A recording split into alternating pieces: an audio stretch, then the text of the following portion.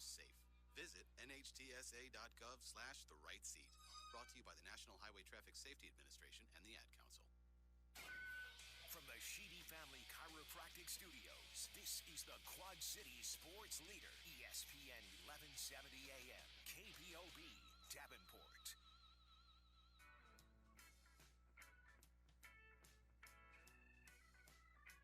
Ladies and gentlemen, boys and girls, Quad City sports fans of all ages, Town Square Media is proud to present to you the best Quad City sports talk radio show in the world. With the face who runs the place, T-Roy, the OG on the marquee, J-Bird, and the cat who runs the chat with the stats, Statman Surge. We are Don't Hassle Us, We're Local. We're not a Quad City sports talk radio show. We're not the Quad City sports talk radio show. We are your Quad City Sports Talk Radio Show. Welcome to the conversation, Quad Cities. But first, the dawn.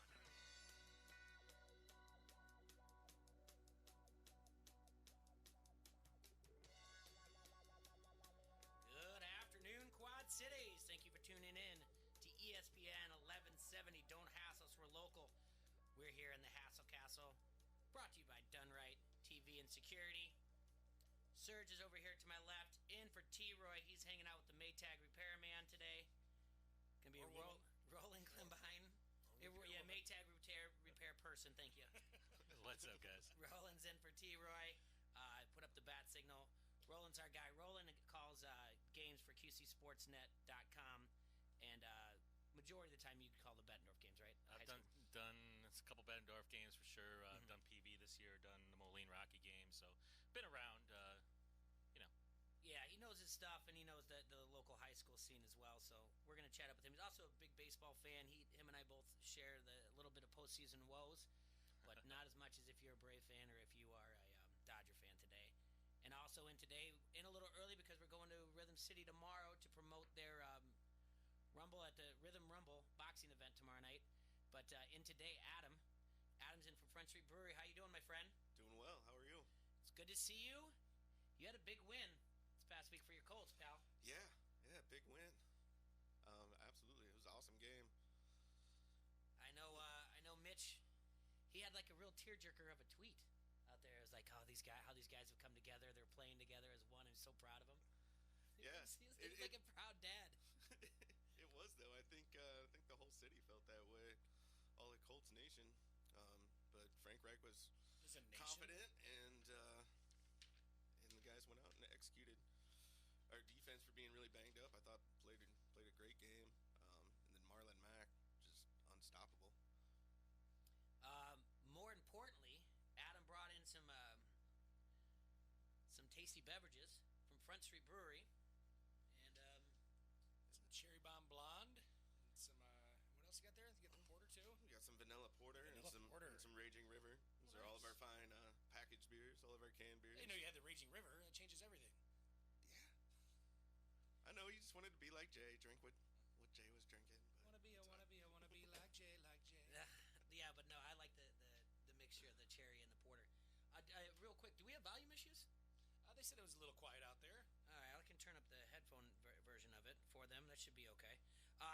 What we're talking about there is we have people on the Facebook Live out there that are listening and watching as we're doing this show. So you can do that as well as listen to ESPN 1170. I want to remind you can go and download the app, and you can listen on your smartphone. Go to your App Store, Google Store, and you can do the same thing. Listen to us on your laptop, ESPN 1170am.com. Adam, what's new? What's going on down at Front Street? Are we gonna have when's the restaurant? It's getting close. I love the sound really of that. Close. That's good news. Yeah, we're hoping maybe do a soft opening here in the next couple weeks, and then grand opening shortly after that. Okay. We'll see. Well, keep us in mind on that because we want to be down there for anything that you guys will have us. You guys got anything lined up for the grand opening yet? I know it's a little bit early, but. Yeah, I think once we get the date set, we're looking at having some live music. The guys from Nar City are going to come down and do some custom screen print T-shirts right there on the spot. So yeah, I'm sure a lot of your local musicians would jump at the chance to come down there and help you guys celebrate getting back open. I know a lot of people are excited. A lot of people have been asking me about it, which is awesome. I'm like, we talked to them. I know it's coming along, but they're going to be ready to rock here pretty soon. So I know we're all excited too for you. Yeah, I mean, progress is moving quickly now, so we're excited. I'm anxious to get some pork nachos and some cheddar ale soup going again, all that good stuff. I bet you. All right, you got it. Do you have to travel anywhere soon for any of these beer festivals? I think we're off for a week or two here. Well deserved break. I got to tell you that much. You're always usually on the go. So Yeah, I think tomorrow we're gonna be pouring some beer at Ribbon Cutting for Theo and Co. New downtown business, like men's fashion. the And fashionable then male. next week we're over at Pillar Equipment in Silvis for their Tracktoberfest, pouring some beers over there. All right. I've got to point out some things from last night. Game 5 of the NLDS. Cardinals beat the Braves 13-1. Did? Yes, they did. I thought my app was broken. No. Cardinals, made history becoming the first team to score 10 runs in the first inning playoff game as they went on to win 13-1. We're going to take a look at some of the things, but basically the first inning breakdown, and I put it on Twitter, and the reason I put it on there is because the number 2 thing I'm going to read here. The first inning breakdown is walk, sacrifice, bunt, single, fielder's choice, walk, double, intentional walk, double, fly out, strikeout, reached on a wild pitch, ground out. The most important thing there is the sacrifice bunt.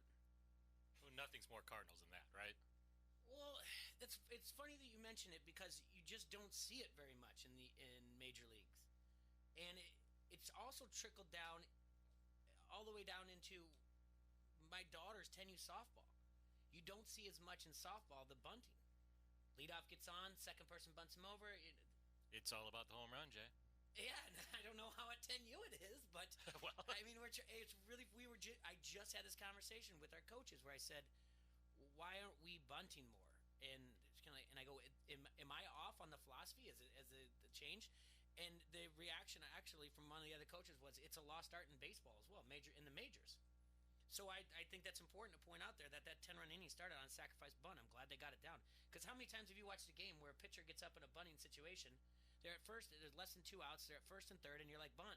yeah. Set the pitcher bunt. This wasn't even this was what the number 2 hitter, Colton Yes. Wong, right? Yeah. So but it's all about analytics now. That's from what I've heard. It's they look at the numbers and getting a runner to second base with 1 out, you score them about the same amount of time as a runner at first with nobody out. So it's all analytically based now. All right, well, not at 10U softball. Well, that's on you for not doing the analytics. That's all. Yeah, You don't want to put the work in there. Steal signs, but you're not going to do analytics. I'm getting there. It's weird, but the thing is, it's really weird. You can have an app called Game Changer, and it will show your hitter spray chart. So yes, we do have the analytics, which is insane. Have you figured out your second baseman's WAR though? No, not yet. Okay, Not yet. well. We're getting there though. They'll tell me that, and someday I'll understand exactly what all that means. The Nationals beat the Dodgers 7-3 in 10 innings on Howie Kendrick's grand slam. Basically, going into the 8th, this was 3-1. Kershaw gave up 2 home runs back to back on back-to-back pitches. The knock is going to be Kershaw in the postseason. The real knock should be Going to be. Already It is. The real knock should be no matter what. If he didn't lose it, Dave Roberts was going to lose it for them eventually. That's my opinion, and I'll stick to that. I don't think you're going to get rid of Clayton Kershaw, but I think you can get rid of Dave Roberts because it's not working. Joe Madden in Dodgerland, is what you're saying? I thought he came right out and said he wanted to do the Angels. Apparently, that's what you can do. When you're Joe Madden, you can just say, "Well, here's my destination. This is what I little like." bidding war between the 2 LA teams. Probably. Now tonight we've got Game 5. Garrett Cole's on the mound for the Astros. Tyler Glasnow's on the mound for the Rays. Looking here, Garrett Cole 20-5 on the year, 2.50 ERA. Glasnow 6-1, 1.78 ERA. Last time Cole was out, this was a Game 2 and a 3-1 win. He went 7 2/3 innings, struck out 15 Tampa Bay Rays. Glasnow gave up 2 earned runs in a 4 2/3 inning pitched in a 6-2 Game 1 loss. Houston. Every team has won at home this year in the series. Houston is a massive -260 home favorite. Well, that's what it opened up. It's actually been bet up as high as the -270. We'll talk more about where the Sharps are at there soon. Serge. Hey, buddy. There's going to be a brand new WNBA champion crowned tonight. There is. Mm-hmm. The Connecticut Sun versus the Washington Mystics in an epic Game 5 series finale. That's right. That's right. So funny, guys. Neither one of them have ever. Neither one has won the NBA championship so far. So somebody's going to be popping that champagne bottle. They're going to ring that victory bell, just like we always wanted to. Do some rosé, maybe. Maybe rosé all day. All right. Yeah. Yes way. Yeah. The Sharps are in on the over here. The total opened up at 175. The overs have they're 10-4 in the postseason for the WNBA playoffs, and the overs are 74 and 54 since 2005. So if you're looking to bet the WNBA, bet the over. What is it? 174. Yeah, once it opened at 175. Because the last two games were 175 and 176. No, you're just off. No. 177. 176 on Tuesday. 175. No, 90 and 87 was the final on Tuesday. No, the final that was 90 last Tuesday. So there we go. Okay. 176. I'm sorry. I got so many games here on my phone here with all these WNBA analytics. I just can't keep them all straight sometimes. Daniel Jones, Danny Dimes, is going to Foxborough to take on Tom Brady and the undefeated Patriots. Bloodbath, Jay. What do you mean? It's going to be a bloodbath. Oh, 17 and a half. With 17 points or 17 and a half? So let's open up at 16 and a half. So it's 17 right now. The injury report for the Giants is where this is going to be incredibly unfair. Well, Saquon out. Sterling Shepard out. Wade Gallman out. Evan Ingram out. Lorenzo Carter, linebacker, questionable. yeah. 65% of their scoring is out. And Danny Dimes has to face the number 1 overall in Who? points allowed, the defense. Danny Dimes. They're allowing just 6.8 points per game. It's going to be Danny Nichols by the second quarter. Well, like Troy likes. It could be Danny Doorknob by the end of it. Like Troy By likes the to say. end, yeah. Yeah. I just can't wait for the Gronkowski commentary. That's going to be interesting, too. On the WNBA or the? I wish it was the WNBA so hard. I If wish he so bad. accidentally went to the WNBA game Yeah. instead. He's doing a pregame on Fox. Man, I wish it was the WNBA so hard. That would be great. Yeah, the Patriots defense, obviously this is the best of theirs, but Jeff Fogel from VISN is making the case that this might be the greatest defense of all time, the New England Patriots. Best defense of all time? Yeah. No. In 6 games, only 2 offensive TDs allowed, with just 1 unsustained drive. I mean, So. 85 Bears. There's just arguments up there, that's all. It's Let's the see. Jets, the Dolphins, the Steelers, or the Redskins? Which one? Well, Steelers and Bills. How's Sorry. that? Okay, Steelers and Bills. Yeah. Yeah, but then the only touchdown that they allowed with Those the 2 Jets games, was best defense ever, Jay. Well, it's on paper it looks really good, but now when you mention their opponents, they do have to be at home against the Giants, at the pesky Jets, home against the Brownies, Ravens. They don't have another good game until 11-17, if you know what I mean. At the Eagles is their next tough game. well, we talked about this. We That looked at might their happen. schedule and Yeah. how they can go undefeated. Well, I want to take a look at some more of the games from last night, and in particular, a little post-game celebration. So we're going to talk about some speeches here. We'll be right back with Adam from Front Street Brewery. Roland's in for T-Roy. Serge, hit me with the promo. Hey, Quad City, stop going to your favorite social media sites asking for suggestions of where to get your oil change, who does the best tattoo work, or the best place for lunch in the Quad Cities. Pick up your Locals Love Us guide. They have an easy-to-navigate table of contents to help you find whatever you're looking for. Or go to their website at localsloveus.com, click on Quad Cities, and then browse the favorites. It's so easy to use, they even rank the most popular places for us. Locals Love Us, your guide to the best. This is UFC Hall of Famer Pat Miletich. You're listening to Don't Hassle Us. We're local. ESPN 1170 AM. Crisp fall weather has arrived as we enter the heart of the fall athletic schedule at Augustana College. Women's volleyball has 2 home matches this week, on Tuesday with North Park and Friday Milliken, both starting at 7 at the Carver Center. On Saturday, it's a men's and women's soccer doubleheader with Wheaton. Women start at 5, men follow at 7:30 on Thorson Lucan Field. For complete game information, visit augustana.edu. Augustana College, a family-friendly front row seat to big-time small college sports. It's October, and at the McGrath Used Car Superstore of Davenport, Gavin McGrath says, no trick.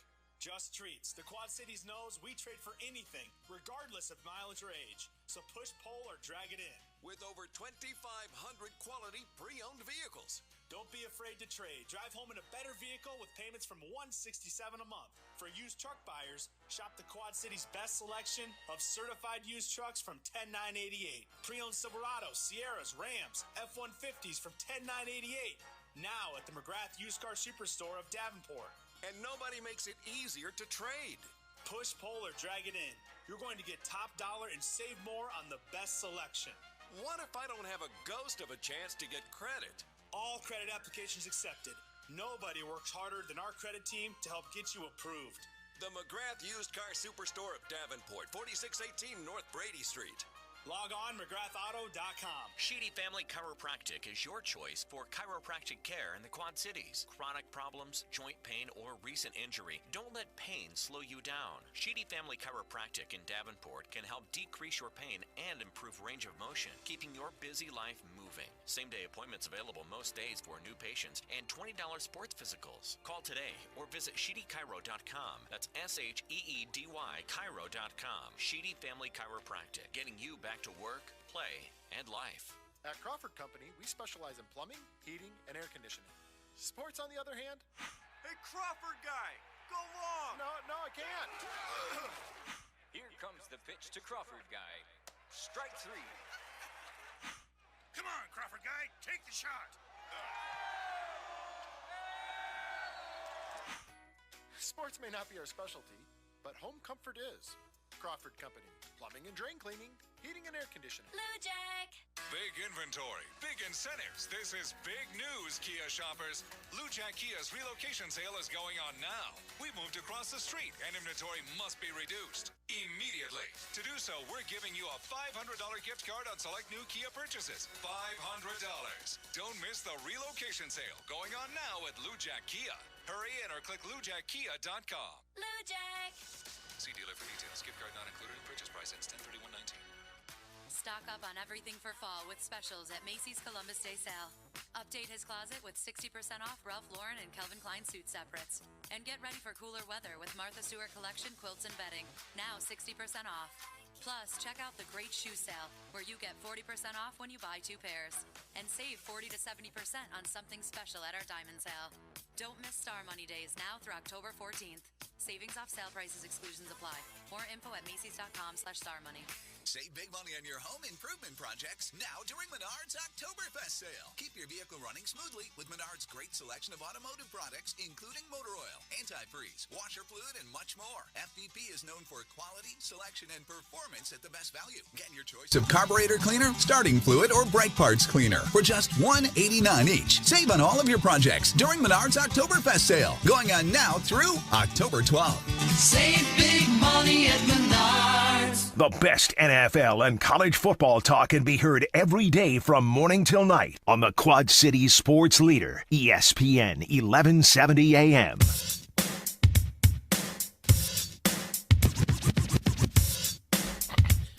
All right. We are live in the Hassle Castle, brought to you by Dunright TV and Security. You're listening to Don't Hassle Us, we're local on ESPN 1170 AM. Want to thank everybody for downloading the app, and if you haven't, go ahead and do it. You can get breaking news, you can get signed up for contests, all the fun things that the app has to do. You can read the things that I write about the sharpshooter, where the money is, that you can go place at your gambling casinos, because it is a thing you can do in Iowa now. All right, last night, the Cardinals won Game 5. All right. And actually, they opened up as the Dogs, but Sharps were all over them. and they moved the line. They opened up. It opened up favorites of. They move it to -12. Not like that. No, the money line was when they originally went from -110 to them being They originally Atlanta was -110. The Cardinals by first pitch where it went the other way to -110. After the game, I don't know if he knows that he was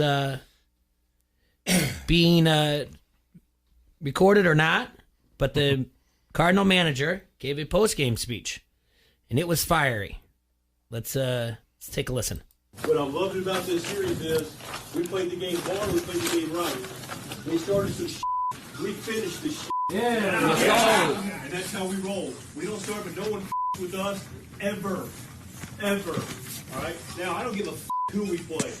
We're going to them up. We're going to take it right to them the whole way. We're going to kick their ass. Yeah. Let's go. Okay. This is baseball. Can we get that beep in here? Yeah? I think we need that. I would like to have that. That would help. My buddy sent this morning. He's a Cardinal fan. It didn't take me long to fire back a text that said, like, that's excessive. His last name's Schilt. Yeah, I know. And why is it excessive?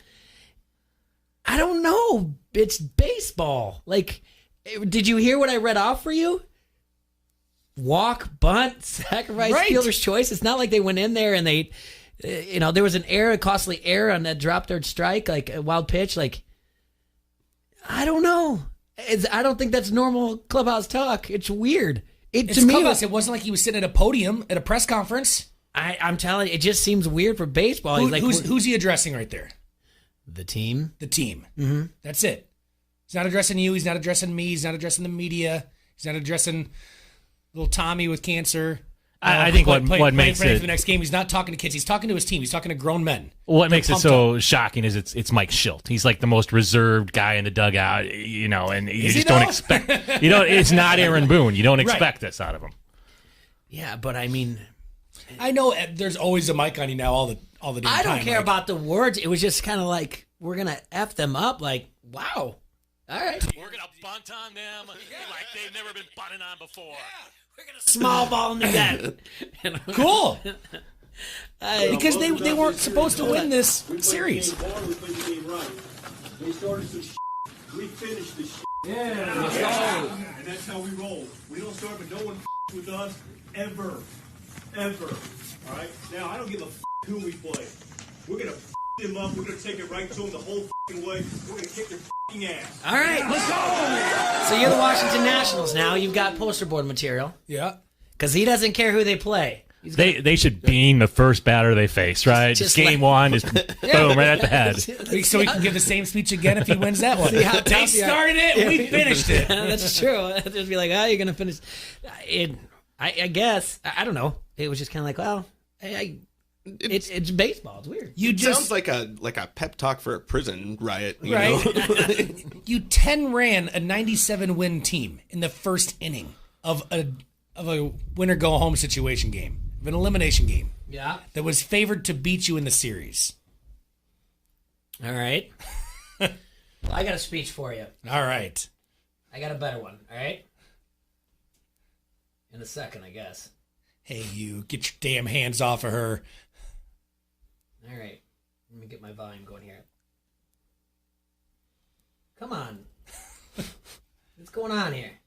Well, you started some shit. Now we're going to finish it. I want to see all of you do that. Because if you do that, you're terminated to the game.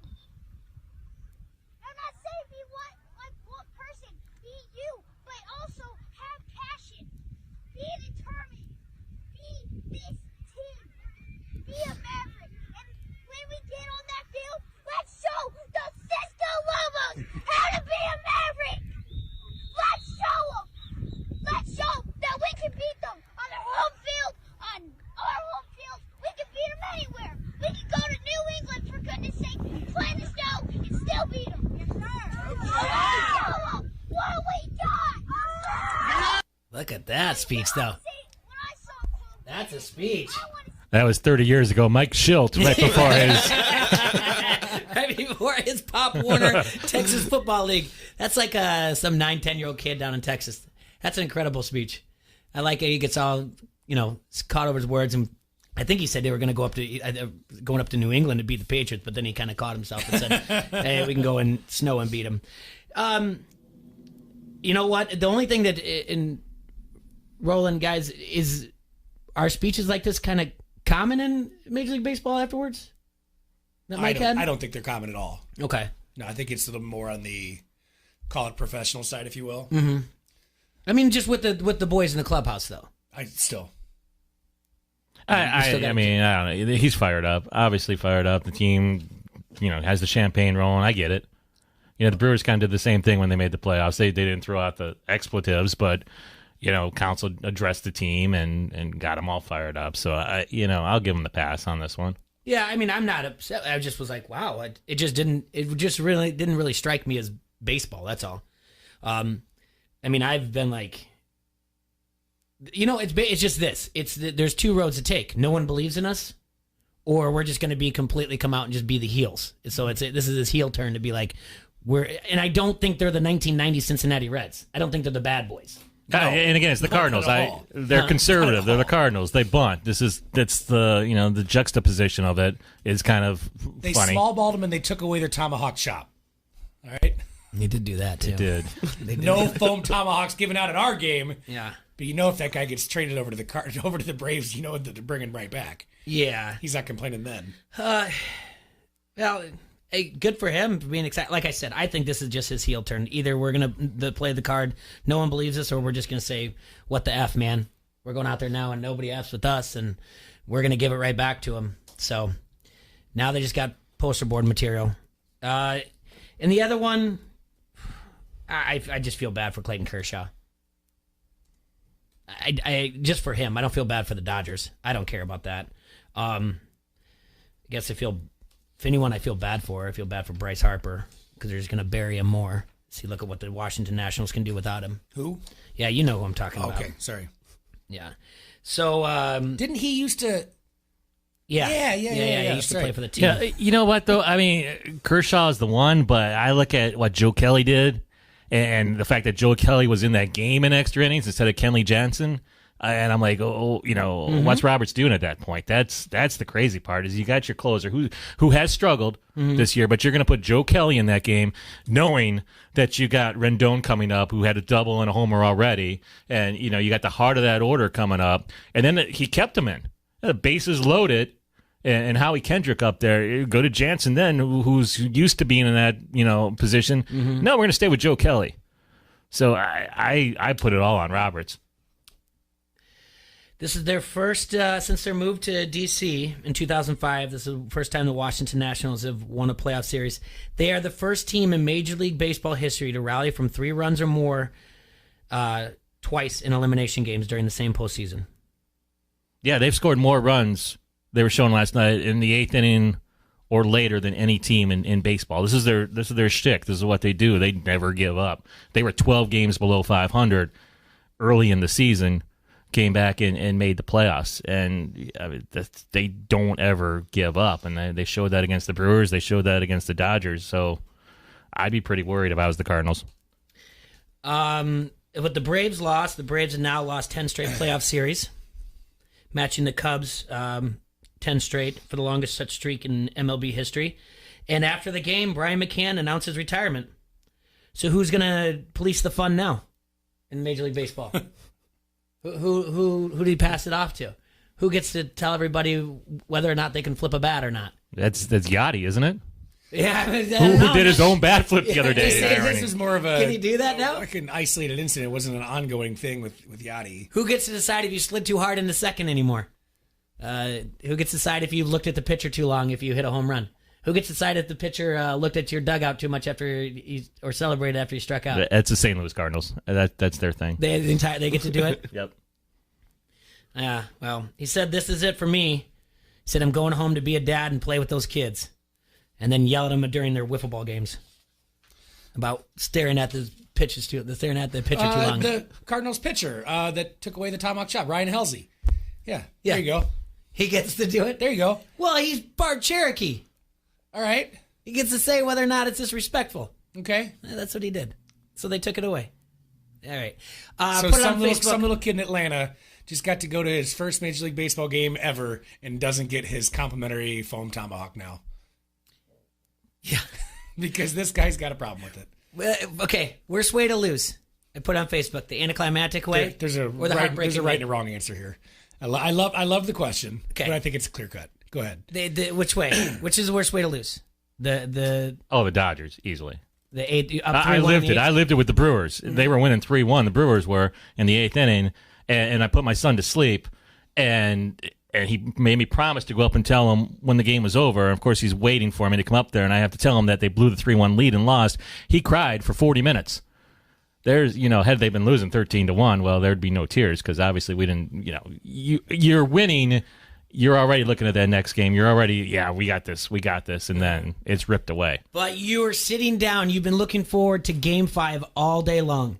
You're with your buddies. You're tailgating. You get in. You get your dog. You get a beer. You sit down, and it's over. Now I can flip over to the WNBA playoffs. No, but I mean, you're at the game, though. Flip over. You don't got picture-in-a-picture? You're at the game. You just get in there. Game 5 all day long. Game 5, baby. Beer and a dog. Sit down. Man, it's over. Well, you don't have to sit on the edge of your seat anymore. Sit back, relax, and have a dog, have a beer. I know there's a right and wrong answer to that, but yeah. Well, and the good thing is, do we know how long that first inning was, time-wise? I don't. I only know just extended beer service time. Yeah, that's true. I understand. You're not second guessing anything you did in that game when you lose 13-0. That's the very first time, Jay, I've ever seen that big of a lead that early in a game, and I said to a fan of that team, this one's over. You guys won, and I meant it. I was not being sarcastic. I'm like, this is over. I didn't do the sarcastic, no way you blow this one. And if Colton Wong doesn't bunt, he probably grounds into a double play, and they don't score any runs that inning. Take that, analytics. And the only other thing out of this game that could be a question mark would be leaving Jack Flaherty in that long, but that was about his normal workload. It all works out for him. That he's still going to have Game 3 on the normal amount of rest. Yeah, I saw someone actually post that on Twitter, and it's a good talking point. It's like, well, you're up 10-0. Do you just not pitch Flaherty at all? Hold him for Game 1. Interesting point here. Okay, if they pull Flaherty, that bet becomes null and void on your bet ticket because both starting pitchers must start. Wow, that would have caused a stir, huh? Our friend Matt Bowie. Yeah, I didn't know that. Who actually was in on the Braves, which I told him not to because he does read the sharpshooter. He was like, man, I was really hoping they were going to pull it. And I was like, that is a very interesting point. That would have been awesome. And we would have learned a lot more about gambling. And that's why you don't gamble, but keep gambling because it's fun and it's fun to talk about. All right. Well, we're going to take a quick break here. Adam, anything else for us, my friend? We know this month, though, right, that we're going to be opening up the restaurant? Yeah, it should be happening for sure. So stay tuned to our social media and everything. We'll be putting out updates as it gets closer. Keep going out and supporting Front Street Brewery wherever they have it on tap, especially I know everyone's favorite is Cherry Bomb Blonde, but right now I'm having a Cherry Bomb Blonde and the Vanilla Porter mixed up, and it's fantastic. And we've got the Raging River IPA. Go down to the tap room. The first Friday of every month, they tap a new. It's Firkin Friday. They tap a new keg down there, and it's open. When is it open right now? Or Friday they open a little early. Friday we open at noon. That's right. The rest of the week's at 3:00. 3:00 when you're down there. Go check it out. Those are our friends at Front Street Brewery. Adam, thank you so much for coming in on a day early. Absolutely. I kick myself in the morning when I make these scheduling mistakes, and I don't want you to get mad at me. So we got beer on a Thursday. Yeah, we got beer on a Thursday.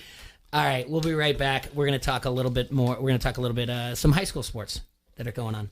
Front Street Brewery, the oldest brew pub in the state of Iowa, is nestled beautifully along the bank of the mighty Mississippi. It's served the fine community of Davenport, Iowa since 1992, with awesome beers such as the Davenport Gold, a satisfying American ale, pale straw in color with the sweet corn-like aroma and a crisp, clean finish, smooth balance, and refreshing. The Wise Guys, their take on the instantly recognizable German wheat beer that staked its claim on palates around the world. Brewed with noble German yeast, this refreshingly sweet and smooth brew features a citrusy tart aroma with significant notes of banana and clove. Prost. Or the Raging River, an English-inspired American India Pale Ale with incredible balance, featuring an earthy, slightly fruity hop aroma with moderately bready malt notes. A bronze-colored IPA that you don't need a beard to drink. This is your gateway IPA. Stay tuned to their Facebook page for food and drink specials and that grand opening. Also visit their webpage at www.frontstreetbrew.com. Calling all bars and restaurants, call your local distributors, get Front Street on your tap lines or in your cooler now, or go down to the tap room at the Freight House Complex. That's 208 East River Drive, www.frontstreetbrew.com. This is Bobby Metcalf from the Quad City Times, and you're listening to Don't Hassle Us, We're Local. ESPN 1170 AM. If you're running a business, how much should you invest in retaining your employees? First Midwest Bank has ideas. In today's tight labor market, keeping your employees is more important than ever. A First Midwest banker can help you determine what type of 401k plan to offer. At First Midwest Bank, they're not just bankers, but expert financial advisors. Talk to one today or visit wehaveideas.firstmidwest.com. Leaks, rumps, snooks, cranny, crevice, too. You've got those wet basement blues. Call the absolutely dry guy. Call the absolutely dry guy. Put that water back in its place. It's time to reclaim your living space when you call the absolutely dry guy. Or visit us online at absolutely.dryguy.com. This was brought to you by Absolutely Dry Basement Waterproofing. Online sports betting is here with EliteSportsbook.com. If you are an active Rhythm City Casino Resort Club member, go to EliteSportsbook.com now and follow the prompts to start betting. Not a Resort Club member? Visit Rhythm City to join today. Bet with Elite Sportsbook at Rhythm City Casino Resort or online now. More ways to get in the game with EliteSportsbook.com and Rhythm City Casino Resort. Must be 21. Gambling a problem? Call 1-800-BETS-OFF. With the loss of a loved one, planning a fitting service can be a real challenge. At Whelan Presley Funeral Homes and Crematory, with our personalized service and attention to detail, you can be confident the service will be everything you wished for. We've been serving families in our area for generations. We would be privileged to serve yours too. Whelan Presley Funeral Homes and Crematory, Rock Island, Milan, Reynolds, and the Knox Chapel. Crisp fall weather has arrived as we enter the heart of the fall athletic schedule at Augustana College. Women's volleyball has 2 home matches this week, on Tuesday with North Park and Friday Milliken, both starting at 7 at the Carver Center. On Saturday, it's a men's and women's soccer doubleheader with Wheaton. Women start at 5, men follow at 7:30 on Thorson Lucan Field. For complete game information, visit augustana.edu. Augustana College, a family-friendly front row seat to big-time small college sports. Win stuff. Yes, you. Download the ESPN 1170 app today. Be a winner for the Quad City sports leader, ESPN 1170 AM.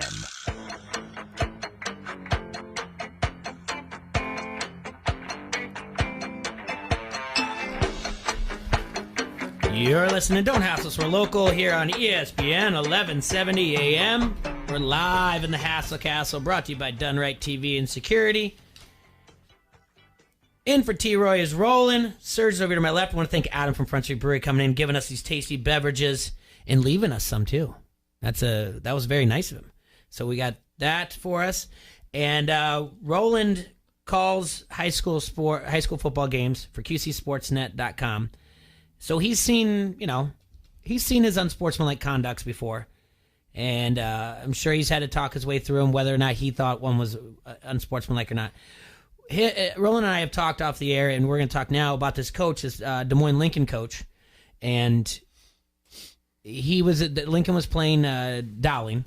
And was it this past Friday night? It was Friday night, yep. The quarterback rolled out to his right, and a Dowling player came in and hit him. Now, the question comes, was it helmet to helmet? Was it deliberate? There was no flag, right? No flag. Not for the hit, no. Okay, take us through the rest of it then. All right, so the quarterback rolls out. Now, the game happened to be on, I think, local cable TV in Des Moines, so you got a couple different angles for it. If you go online, it's real easy to find. I think WHO TV did a thing on it. They have the video pretty good on theirs. It looked like textbook targeting. Head down, kind of just shoots his body like a projectile at the quarterback, and the assistant coach was not happy. Now, the assistant coach, his name is Jason Storm, also is the quarterback's dad. So, obviously, this is his own son that was on the receiving end of this hit. No flag, and Coach Storm goes running out on the field and loses his cool, I guess we could say. Yes. He throws some words out he shouldn't. He, to say what he said, he told the ref that I'm going to, effing kill you. Okay. He didn't say effing, though. He used the actual word. Are we sure he said that? That is what his apology, he apologized for. So from every report I've had, that was definitely said. From the police report, because he was arrested. We're getting ahead of ourselves in the story now, but he was arrested in the police report. That is where Roland, I'm going to have to interrupt you. I apologize. We have a phone call here. You're on ESPN 1170. How can I help you? Yeah, are you going to be carrying the Rays-Yankees game tonight? The Rays-Yankees game? Yep. You mean the Rays-Astros? Oh, that's right, Rays-Astros. I'm sorry. No, it won't be on ESPN tonight because they only paid, the ESPN 1170 only paid for the Cubs. They don't pay for the MLB rights. It's going to be aired on TV on Fox Sports 1, though. Yeah. Okay. That's the first. Yeah. I've never. Glad we could help. Yeah. All right. I apologize. I thought maybe someone was calling in to talk about the. You said all right. I thought someone was calling in. I really thought someone was calling in to weigh in on what you're saying. Take care. Have a good day. All right. All right. So, did he say, "I'm going to effing kill you"? That is. I mean, I was not there. I did not hear it personally, but that's what the police report says. That's what everyone who has been interviewed on this says. He did say, "I said some words that I regret," but he never came out and said he said those words. Yeah. He's apologized. He has since resigned. He stepped down, so he's no longer a coach. He was coach there for 15 years, assistant coach for 15 years. He definitely showed some contrition. It's easy to say you're sorry. It's another thing to resign. So he has taken those steps, and he was arrested yesterday morning. Okay, arrested for first-degree harassment, which carries up to 2 years in prison. Ooh. So the referee pressed charges? The referee pressed charges. So he's not taking his apology. He took it to the different... This is a referee that's been around for a while. From what I hear, he's been doing football games for 21 years. Uh-huh. So I don't know if there's any history with this team or anything, but he's, All right. This is the question then. This is the debate. This is the conversation that we're having. I don't think we're going to argue, and I don't think the coach is going to argue that he took it too far. It is his son. Yes. You said it looks like targeting. I saw it on a maybe a smartphone or whatever. Mm-hmm. If you can find the one that's on like the Des Moines Register, this is also interesting. At the very end of it, whoever's taking a smartphone said, "I don't know, but if there's a riot, I'm going to fight," and then it stops. So this guy who took the video was ready to fight too. He does apologize. He took it too far. He said he did. Now, we know that there's a shortage of referees, umpires. Mm-hmm. Iowa's no different. It's all over the nation. Does it send a message, or has the referee taken this too far? That's a great question, and it's one of two questions. Okay. Because I want to address this one, but I also want to address the fact that the Iowa High School Athletic Association is said they're not going to comment on this. They're not going to comment on if it was a flag, if it wasn't a flag, if the referee has been talked to or not. They're not going to make any kind of statement on the play. Now, not only is there a shortage of referees, and this is one of the topics, the other topic is there's a shortage of players. This year, if you've noticed, the last, Cedar Rapids, Washington doesn't have a sophomore squad because they don't have enough players. And that, I think, is a direct correlation with what's going on in football and head injuries and parents saying, you know what, I don't want my kid to play. So I'm not saying that what I'm saying is I think the IHSAA needs to come out and at least make a statement and say, hey, we're not going to punish this guy maybe. Maybe this is, the first time he's ever made a mistake. We all make mistakes. I don't have a problem with there not being a flag there. Everybody makes mistakes. I would like the IHSAA to say, yeah, this is what we're talking about. This is what we're educating our officials and our teams not to do. And we want to make sure going forward this doesn't happen. I think that would be a great step for them to take instead of saying, you know what, we're just not going to talk about it. So you want them to say we need to educate the officials on, they need to be more forward about targeting or helmet-to-helmet. I would like them to admit, and maybe they don't think it's a flag. I don't know. I want them to say if they don't think it's a flag. I think they should have to say something because this is such a key issue right now in all of football. You see what they're doing in NFL. Players get fined, $25,000 for a hit like that. Yeah. In college football, they would review it, and that kid would probably be ejected from the game for making that hit. Now, if the referee didn't see it, I get it. I'm not going to, say we should fire the ref. I'm not saying that at all. I'm saying that the IHSAA needs to make a comment, and if this was that kind of play, I think parents would like to hear that, yeah, we understand the severity of this play, and this is something that we are taking steps to make sure doesn't happen in our game going forward. Yeah. So there's two issues here. Okay, and I like what you said because they need to take some type of stand. Say we looked at it, and if they decide that it was, a targeting, a legal hit, helmet to helmet. It from what I saw, it looks like it. That's from what I saw. I know there was some talk back and forth via like Twitter and some other things. Some people, it depends on what side of the field you're sitting on. Sorry. Yeah. Where it says, hey, from my angle, it looked like it was an okay. I mean, he hit him high. He did. He didn't tackle. I don't even think his arms are outstretched to wrap him up. And it looks like he puts his head down and uses his body as a projectile, which is everything we're told is not what they want in football anymore. Now, it does send a message how we talk to referees, but is this a little too far to press charges? Yeah, I don't know if that's for me to say because I wasn't on the field, and I'm not going to rip on the referee for taking it this far. If he feels like his life is, well, then you go and you let the courts decide that. I guess is where I come down on that. Mm-hmm. Serge? No charges. Just suspend him. Something. The coach has resigned. He stepped down. He doesn't work for the Des Moines Community School District. You didn't even have to do that. It could have been. It could have been a suspension. It could have been. His stepping down is fine. I think. Okay, and that's fine. Yeah. No, that's. I understand. It's his kid, though. That's the thing. There's going to be a difference. Yeah. There's going to ish. and from what I understand, now see, I've read a couple different ways on this and a couple different stories. Now, one said that the kid has had concussions in the past, and then I read the Des Moines Register said that he suffered a concussion here. So I don't know if one or the other or both are true, but there's some kind of history there with concussions, which helps to trigger the data as well. Sure, and triggered's the right word. I understand, but still, keep the police out of this. Mm-hmm.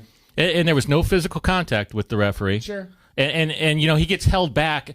If you look at the video, he is definitely held back, but he's not held back initially. He goes up, he says his piece, the flag is thrown, and he starts to walk away. And then all the other coaches kind of tackle him and push him away. And that's where he kind of starts, well, when you know how it is, kind of like, oh, yeah, once you know that you're being held back, then you kind of like, oh, I can move towards you a little bit more and act tough. Yeah. It's called the Philly fake out. Yeah. When you start to walk away, no, I'm good. And as soon as they let you go, then you go back out. Yeah, he tried to peel off a few times off of that. I watched him get escorted out, but yeah, he wasn't trying hard enough. Yeah, it's a sad thing, and obviously you feel bad for the coach's kid because now this is going to be over Des Moines Lincoln, and I feel bad for the kid who hit him. But I mean, the dad does feel like this was a deliberate shot at his kid. He doesn't feel like Dowling, just something just got away from him. He feels like his kid was targeted. And that's why I feel like if, the IHSAA just needs to step up and say, hey. Did he have the ball? The quarterback, yeah. Yeah, then that's normally who you want to tackle. I know. Yeah, I think what they he's were trying to hurt him. Yeah, that's what he feels. Yeah. So, it's That's what they have pads for. I know, but if you're the governing body, it is your job to say something. Sure. You can't just be like, yeah, we're not going to comment on it. That drives people more crazy than anything. Yeah, that's a pretty weak way out of that one. Well, we're going to table the high school talk for just a second, for just a few minutes. We're going to call our friend Emily Van Buskirk, who's traveled all over. We met her when she was just doing social media for Peoria Chiefs. She writes for Yard Barker and another site, and she'll let us know. She's hosting her own podcast for the Pac-12, but more importantly, she's after we told her over and over, hey, you got to get to Kinnick. She is going to cover Iowa Penn State this weekend. So I said, hey, Emily, we got to talk to you real quick about, and she said, she admits it. This is actually on her bucket list. So we're going to talk to her about her anticipation for this weekend.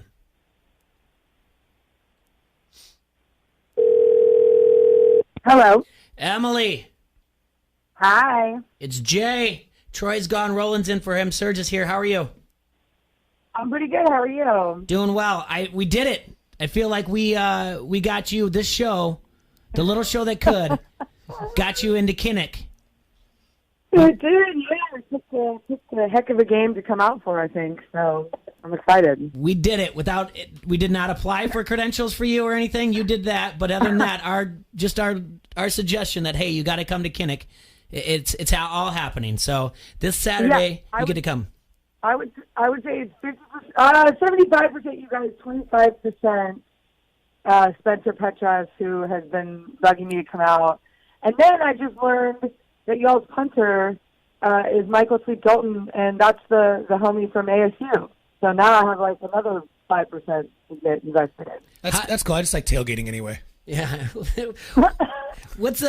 How do you know Sleepy? So when I covered a lot of ASU because I have a really good relationship with their media department, but they always have coaches that I follow through the Pac-12. So currently their offensive coordinator, really good friend of mine, Rob Likens, amazing guy. And when I was checking out the Herm Edwards experiment the first year he was there, I made friends with the punter a little bit. I always make friends with special teams guys because I think punters and kickers, they have unique stories.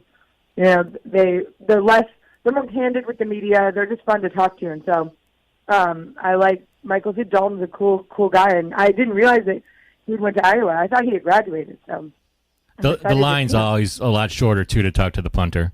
Yeah. That's actually true. Yeah, well, he can boot it. That's the thing. Yeah, he's very good. Yeah, he's my favorite on the team right now. I with my buddies on a text thread, I said Sleepy's my favorite, and they think I'm crazy. But no, I really like what he could do with his leg there. So what's the plan for Saturday? What time are you getting there? Do they have? Here's the other thing. I can't for the life of me think about, do they have a stadium DJ? Because you've been covering stadium DJs all over. Right. That's the story. One of the side stories I'm working on. I emailed their media person, and I have not heard back yet, so I'll probably go and do, what I might reach out to Michael or Spencer and just ask them directly, just because it's easier to the guys always know where the music's coming from. But I don't know yet, so that'll be kind of a TBD. As for the travel, man, it is hard to get to Iowa City. I did not realize. I'm looking at flying into all these different airports, and then I have to get right back out, Sunday, because Jessica Kleinschmidt and I just signed up to do some play-by-play commentary for this new website or app called Hot Mic. So we're going to be calling the Chargers-Steelers game on Sunday for the app. So we're going to get back to the Bay for that. So you got to get back in a hurry. Yeah, you got to get back in a hurry. Yeah. So where are you looking to fly into? Cedar Rapids? Yeah, I think that's going to be. I think Friday I'm going to fly to Dallas and stay there, and then Saturday morning hop a flight to Cedar Rapids. Fly in the morning. So thank God it's a night game, So, and then just kind of take an Uber from there. Well, no easy way to do it. Yeah, there is no easy way to do it. No. So, tell everybody about the podcast you're working on. Yeah, it's been a lot. It's been really fun. I was approached by Jay Satterberg, who used to be with ESPN. He kind of started their whole podcast network there. Yeah, Pod Vader. Yeah. Yes, exactly. Pod Vader. Yeah, see, he's very well known, and I didn't realize this, but David Locke, who started the Locked On Network from Salt Lake City, he hired Jay away from ESPN and, had him come in and revamp and reboot and get the network, even bigger than it was. So he was looking for a lot of college people. So he wants me to host the Locked On Pac-12 podcast.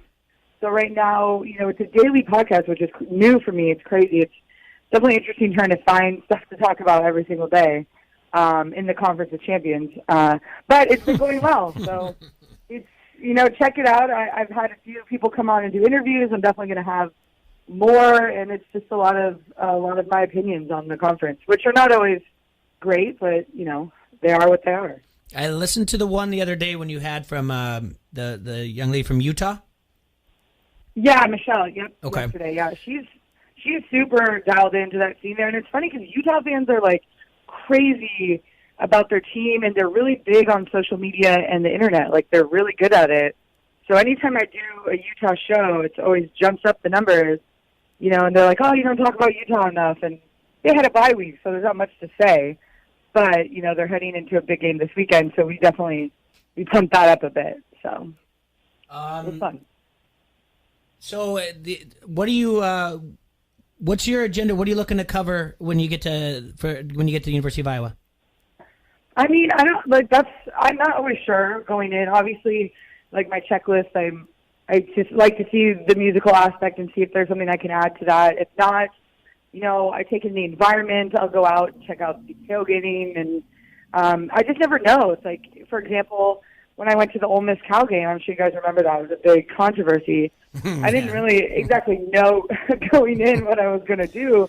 But then at the end of it all, I had that video of the touchdown, that wasn't for Ole Miss at the end. And then there were those words from linebacker Evan Weaver from Cal, kind of shooting some shots at the Ole Miss quarterback. And that kind of turned into a story, that ended up on MSN. So you go in with an idea, but you just never really know. It really depends on the game itself. And from the looks of it, I'm hoping Iowa's going to be, on one after last weekend. So, well, we're never, as a show, we're never one to shy away from telling people to tell other people, what you should do. So if anybody's got a good story for you that you should do, where can they write you out on Twitter?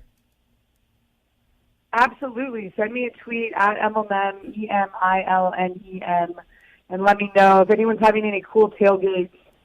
Feel free to adopt your girl because she's going to be wandering around on her own until I find you guys, obviously. Whenever that is. First we got to figure out when you're flying in, where you're flying in out of.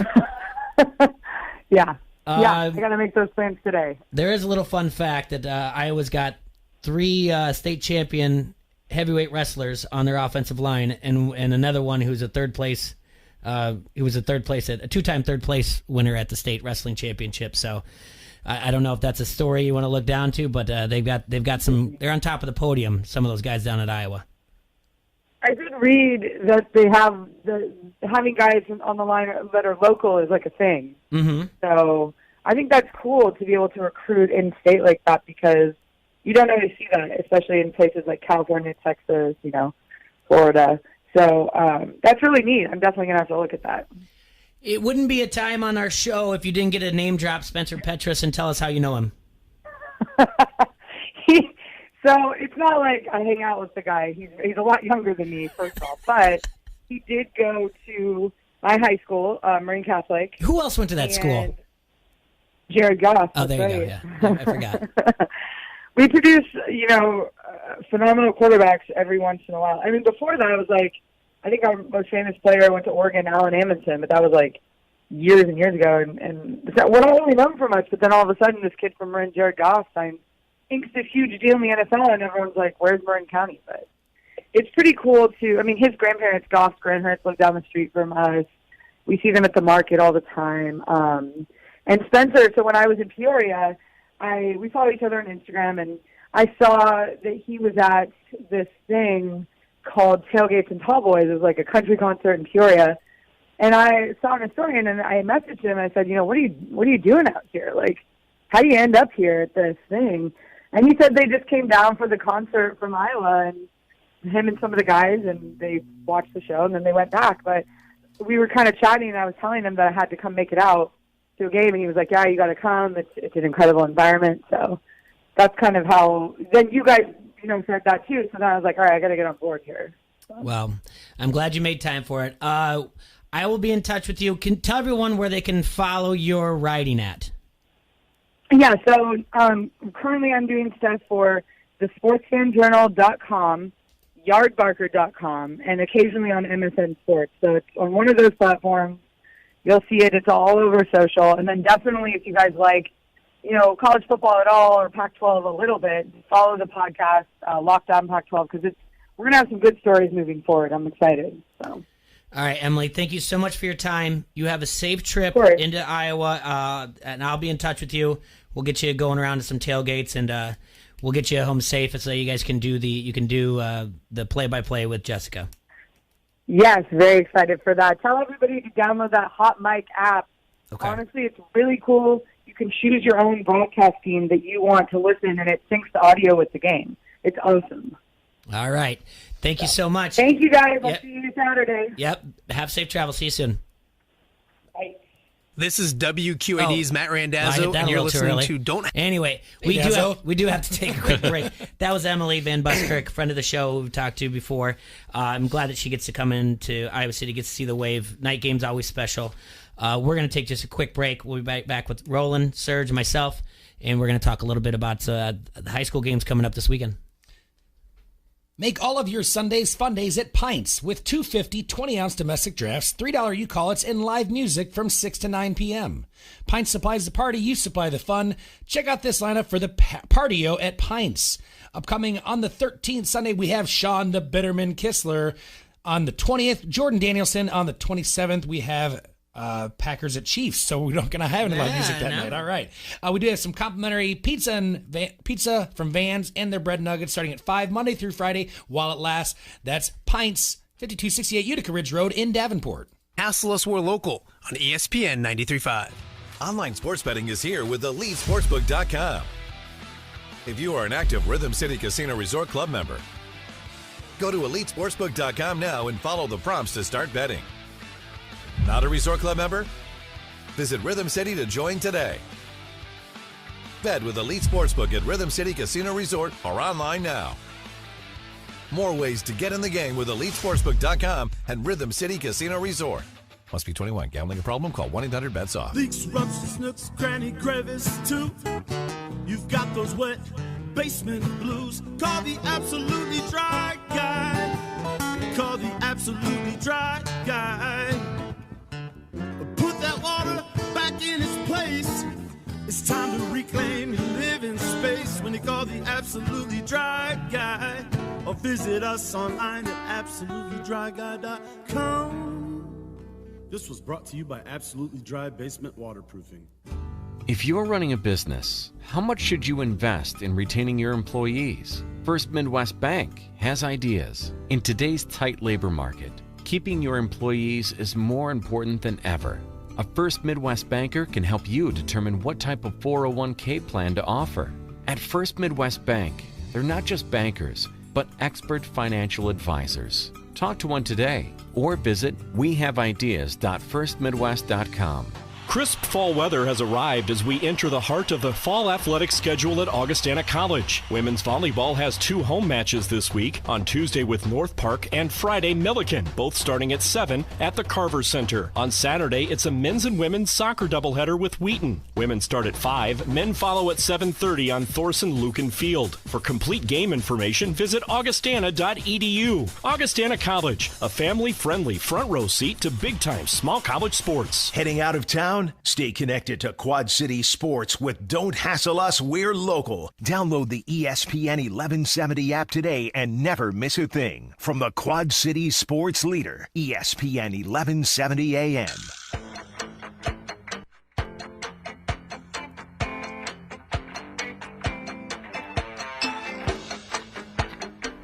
You're listening to Don't Hassle Us, We're Local here in the Hassle Castle. Brought to you by Done Right TV and Security. We're live on ESPN 1170. Has the rain come yet? We don't have is the rain there? Is it come? Oh, yeah. It's raining? Oh, yeah. It was raining on the way here. All right. because I am hoping for a rain out tonight. We don't need this 10U league tonight. We don't. We need. What game are you talking about? I got to coach a game. Oh, there's no, Did you get your rain out on Saturday? By the way, nope. No. Got all this game. Didn't get the rain out. Didn't get it. Nope. Nothing. Had a nice little Then I had a nice little Sunday morning plan too. I was going to go to the gym. I was going to run down the casino because I had to deposit more money into my account. But then because of the storms that came Saturday afternoon, they changed the entire day, and we started at 8:00 in the morning, where we were supposed to play at like noon. So no, it has not been in my favor lately. Thank you for asking, though, Roland. So maybe, hopefully, we get the rain out today. All right. You are not covering the Bettendorf Cedar Rapids Kennedy game this weekend. It's on the road, right? It is on the road. Jason Kemp will have the call of that one. It will be on QC Sportsnet tomorrow night. It is going to be a good game. Tell me about this game that makes it so good. Well, first off, winner pretty much guaranteed. I mean, Davenport Central mathematically is still there, but I saw Central play PV, and they're not the quality team that these other two teams are. So this is pretty much going to decide the district title. You got a couple of top 10 teams, so a district title, a home game in the playoffs on the line. You got two of the best teams in the state. What does Kennedy have to offer to put up against Bettendorf? We know what Bettendorf has. We know they have Bay Bowie. We know they have a good offensive line, and they've got that strong tradition. Kennedy will show up every so many years to put out a quality team out there. What's Kennedy bringing to the table? I think what Kennedy was 6-4 last year. They returned 14 starters off that team. They got a running back, a small little guy, really quick, named Kyron Hendred. Just 5'9". He runs a 4.40. He has a couple games this year, 180 plus yards rushing. Had 215 yards rushing against Prairie. Had 186 against West Des Moines Valley, which is a very good team. So it's not like he's racking up yards against the bad competition. He has his best games against the good teams. He's got an offensive line a lot like Bettendorf, which opens up holes. You got a kid on that O-line who's committed to go to Iowa. You got a linebacker who's going to play at an FCS school. So you got some kids that are playing at the next level, and they don't throw the ball a lot. They like to run it. It just there's a lot of similarities between these two teams. This should be a fun game. So this, like I said, this one's up at Cedar Rapids Kennedy, and I'm with you on this. This is the district winner right here. Whoever wins this game. And Jason Kemp's going to call it, the voice of the River Bandits. Yep. Jason will be on the call on QC Sportsnet tomorrow night. Who do you like in this game? I have not seen Kennedy play in person. I like Bettendorf. I like Bettendorf from the start. I think this is their year to actually get over that hump and into that final game. Hopefully, for them, win it. They definitely have the quality players to do that now that you got Bay Bowie. And I really like their line, their offense and their defensive line. It's just amazing. I kind of wish that Coach Wiley would run the ball a little more than he does. He likes to mix it up, and you got some receivers there with Bakaris and Tiny Nukema do a nice job, but when they're at their best, they're really running the ball. It seems like Burns' number one option is Noah Abbott. Yep. It just seems like his number. He's up there too. He's no looking doubt. for him quite a bit. The only things, I was at the Bettendorf Cedar Falls game. The only the thing that was the red flag for me, the pause, if you will, was Bettendorf secondary. Mm-hmm. Have they addressed anything different there, or? That's such a crazy game though too. That was that Lightning game, and that was that they seemed to be having that game until that long delay. So I don't think they've changed anything up, but I don't know this is the week that's going to ruin that for them, because again, Kennedy is not a team that's going to put the ball in the air. They're going to run it, and it's going to be our line's bigger than yours, and we'll see. Well, like we always say, you know what you should do, and here's what I would do. Byrne would be back there at free safety. I'm not saying it all to make a change at quarterback or anything like that. I'm just saying he can play both ways, and they've done it before when they did it with Carter Bell. I think Tynan Keenum would make a great cornerback as well. He's a sophomore. He's an athlete. Great stock. Great lineage. Great genes.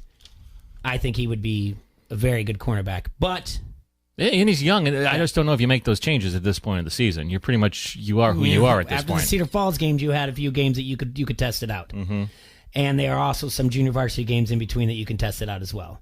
And the one thing I do worry about, and this is why I feel like Bendorf just needs to run the ball this week, is this is a team that does very well on the defensive line and getting in the backfield. They're among let's see here, they have 25 sacks on the season, which, comparison, the Bulldogs have 4 sacks. So 25 is a lot for 6 games in a high school level. They definitely have the guys that, 62 tackles for loss this year. Bulldogs have 27. So they win their games really on that defensive line. So that's where I'm looking at tomorrow night. Wow. Yeah. Other games this weekend that you're looking at? Yeah, well, we got a couple games tonight. Davenport Central is in Cedar Rapids to play Washington. That should be a win. Washington has not won all year, so I expect Central to move up to 4-3 tonight. Assumption's at home tonight against Clear Creek Amana. Then games on our air. We, of course, have the PV game to go along with the Bettendorf game tomorrow on QC Sportsnet. PV is hosting Iowa City High, a game that PV needs to win. They got that nice win over Muscatine the other day. So, their playoff hopes are still alive. That district is one of the lesser districts in the state. They got a lot of teams that are just kind of bunched together. Iowa City West is having a really bad year. Linn-Mar seems to be the best team in that district, but you look at Linn-Mar. Linn-Mar lost 46-7 to Cedar Rapids Kennedy. That kind of tells you the difference between the two districts there. So, it's a must-win for PV, and we'll have that one. And then we'll have all the Western Big Six action, too, on QC Sportsnet. United Township's at Galesburg, Rockies at Geneseo, and Moline travels to Sterling tomorrow. Oh, that should be a good game. That will be. That's kind of the class of the games there over in the Western Big Six. Oh, yeah. That's the one that was circled on the calendar before the season. I don't know. And Moline got that loss to Rock Island Almond, and I don't know off the top of my head the Western Big Six standings. Well, I do. All right. Well, here we go. Sterling is undefeated, 6-0. Moline 4-2. Quincy's 4-2. Alleman, Rocky, and Geneseo are all 3-3, and then Burlington and UT are both not doing so well, 0-4. They this past week, the Iowa High School Athletic Association came out with their RPI for football, right? They did, yep. Explain to the listeners what this is about. Without getting too nerdy about this, yeah, it's really nerdy math. It's you take your record, then you take your opponent's record, and then you take your opponent's record, and you do a mathematical equation, 37.5% of your record, the same percentage with your opponent's record, and then the final 25% your opponent's record. You multiply it all together, and that kind of stacks it all up. And at the end of the season, every district winner, so we're talking 4A, you're talking the 7 districts, they all earn a playoff spot. The other 9 spots are determined by who has the highest RPI. Yeah, that was a lot of... Yeah. And you had yours a little bit different. You went by what the record was right now, and the state uses how it would play out for all 9 games. Yeah, right? if you go to the IHSAA's website, you look at their RPI, they are figuring in all 9 opponents, even the ones that teams have not played yet, which skews the math a little bit. It's going to all end up obviously the same at the end, but a team like Marshalltown is getting a boost right now because they still have 3 games left against 4-2, 4-2, and 5-1 opponents. So they're getting that benefit of playing those teams, although they haven't played them yet. So how does this work out? If the playoffs were to start right now, what does it look like? Well, as of right now, I mean, it really depends on who you give the district to with the JFK and the Kennedy and the Bettendorf game. Right now, Bettendorf is 8 in their RPI. Kennedy is up at 5. So Kennedy's played a little tougher. Of course, they played West Des Moines Valley. Bettendorf goes. They had the detriment of playing teams like Iowa City West, who's having a down year, unexpected this year. PV's having a down year, so that kind of brings their RPI down a little bit. And does this come out every week now? This they released the first one this week, and there'll be an every week thing until the end of the season. All right. Well, this is something we got to be paying attention to, and analyzing. I liked your breakdown of it. There's a lot of numbers there, though. Yeah, it gets nerdy, no doubt about it, and it's a lot of frustrating math if you try to do it. And I did it the one time, and I think I'll just not do it again. I'll look at what numbers come on out, and then you just take whatever they say, and then be like, I don't know if I agree with that. Because then you throw in out-of-state opponents. There's a whole different way to do that. It's just yeah. Well, I applaud you for doing it. That's the thing. It's always fun to look at the rankings compared to what they have. Yeah, it is fun. It's fun when you look at teams like Marshalltown, who's 5-1, but they haven't played anybody, and you kind of compare them to other 5-1 teams, and you look at that one district where there's 4 out of the 5 teams in the top 12 right now because they just did very well in the preseason. So. All right. Well, we got to take a quick break. We're going to be joined by Adam Rosser from Hawkeye Headquarters when we come back. Serge, hit me before you got to run out in the rain. All right, buddy. Oscar's Pub is proud to bring you Beer Fest this Saturday, October 12th, an all-day event to celebrate beer and fun. We'll have beer pong and flippy cup contest, a Vans bread nugget eating competition, and that night we'll top it off with live music starting at 4:30 with Mr. Bobby Ray Bunch himself. Then at 7:30, out of Milwaukee, Wisconsin, performing for the first time in the Quad Cities, Pat McCurdy. Bring the most high-energy act in the country and playing his standout hit, Sex and Beer. Tickets for the music will be $10 a day of, $5 in advance, with advance sales beginning September 1st. That's Beer Fest, Saturday, October 12th at Oscar's Pub, featuring Pat McCurdy. We're going to be right back with Adam Rosser from Hawkeye Headquarters talking about the Iowa game from this past weekend and previewing the one that's coming up. This is Matt Koss of the Quad City Times, and you are listening to Don't Hassle Us, We're Local. ESPN 1170 AM. Sheedy Family Chiropractic is your choice for chiropractic care in the Quad Cities. Chronic problems, joint pain, or recent injury, don't let pain slow you down. Sheedy Family Chiropractic in Davenport can help decrease your pain and improve range of motion, keeping your busy life moving. Same-day appointments available most days for new patients and $20 sports physicals. Call today or visit sheedychiro.com. That's SHEEDY Chiro.com. Sheedy Family Chiropractic, getting you back to work, play, and life. Online sports betting is here with EliteSportsbook.com.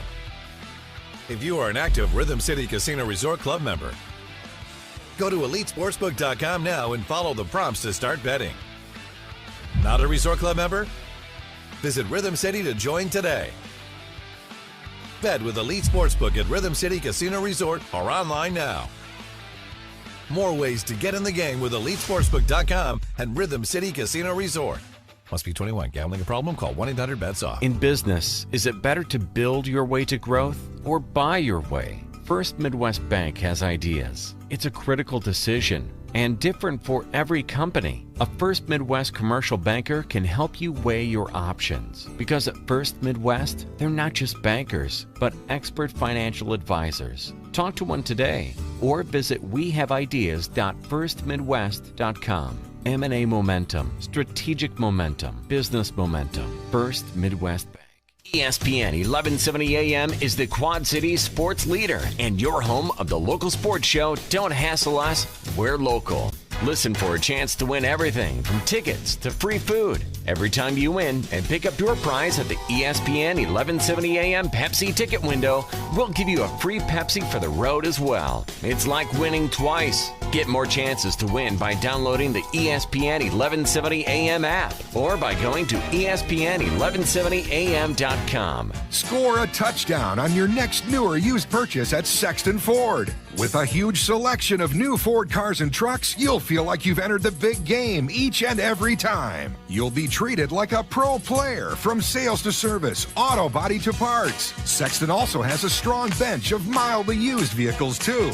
Why wait? The game's on at Sexton Ford in Moline. Oh yeah, Sexton Ford is the talk of the town.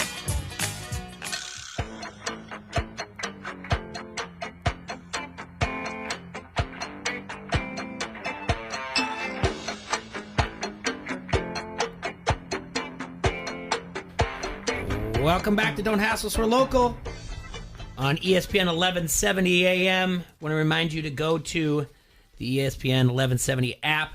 Download it. You can get notifications. You can read about where the Sharps are placing their wagers and all kinds of things. In studio now, Adam Rosso from Hawkeye Headquarters. Adam was in Ann Arbor. Then he was in the Twin Cities. Now he's with us. And then he gets to go to Iowa City this weekend. We're definitely the highlight, I think, of that. Yeah. That's Bad on Tuesday night was the highlight after the quick turnaround from Yeah. Target Field to the football complex in the morning in Iowa City. But yeah, it's been a little bit of a whirlwind, but you know you're not going to get a ton of playoff games if you're a Twins fan, so you got to take advantage of your opportunities. No. Still like brutal. That was tough. At least you're not a Dodgers fan this morning. No, that's true. You got it last week. They're the 2010. They're the Atlanta Braves. They're the Atlanta Braves. That's what they are. They just have a worse manager that seems to not. And I said it last night. I said it to you last week. I don't understand. We have all these games, all these analytics. You got a guy in the 8th, Maeda. You got Jansen, who pitched once before this in the series, and you're going to roll with Kershaw after he got the big strikeout. Like you want to bring him in to shut a guy down, then go 8th and 9th like you've been doing all 162 games. And then you bring in Kelly. Yeah, exactly. And you stay with Kelly when he loads the bases. It was just, I don't get it. He did it 2 years ago against the Astros, bungled stuff up. Yep. I don't get how he gets a free pass. I just don't understand it. I don't know why it's.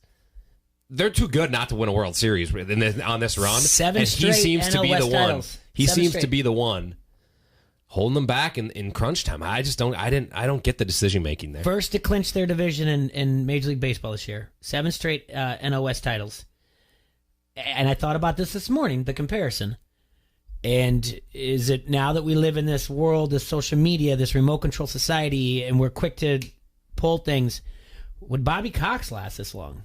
That's a good point, but they went some battles there. I mean, you got That's 7 true. games against Pittsburgh, Yeah. obviously 91 against the Twins. Like this isn't. That's true. It didn't seem like meltdowns as much. The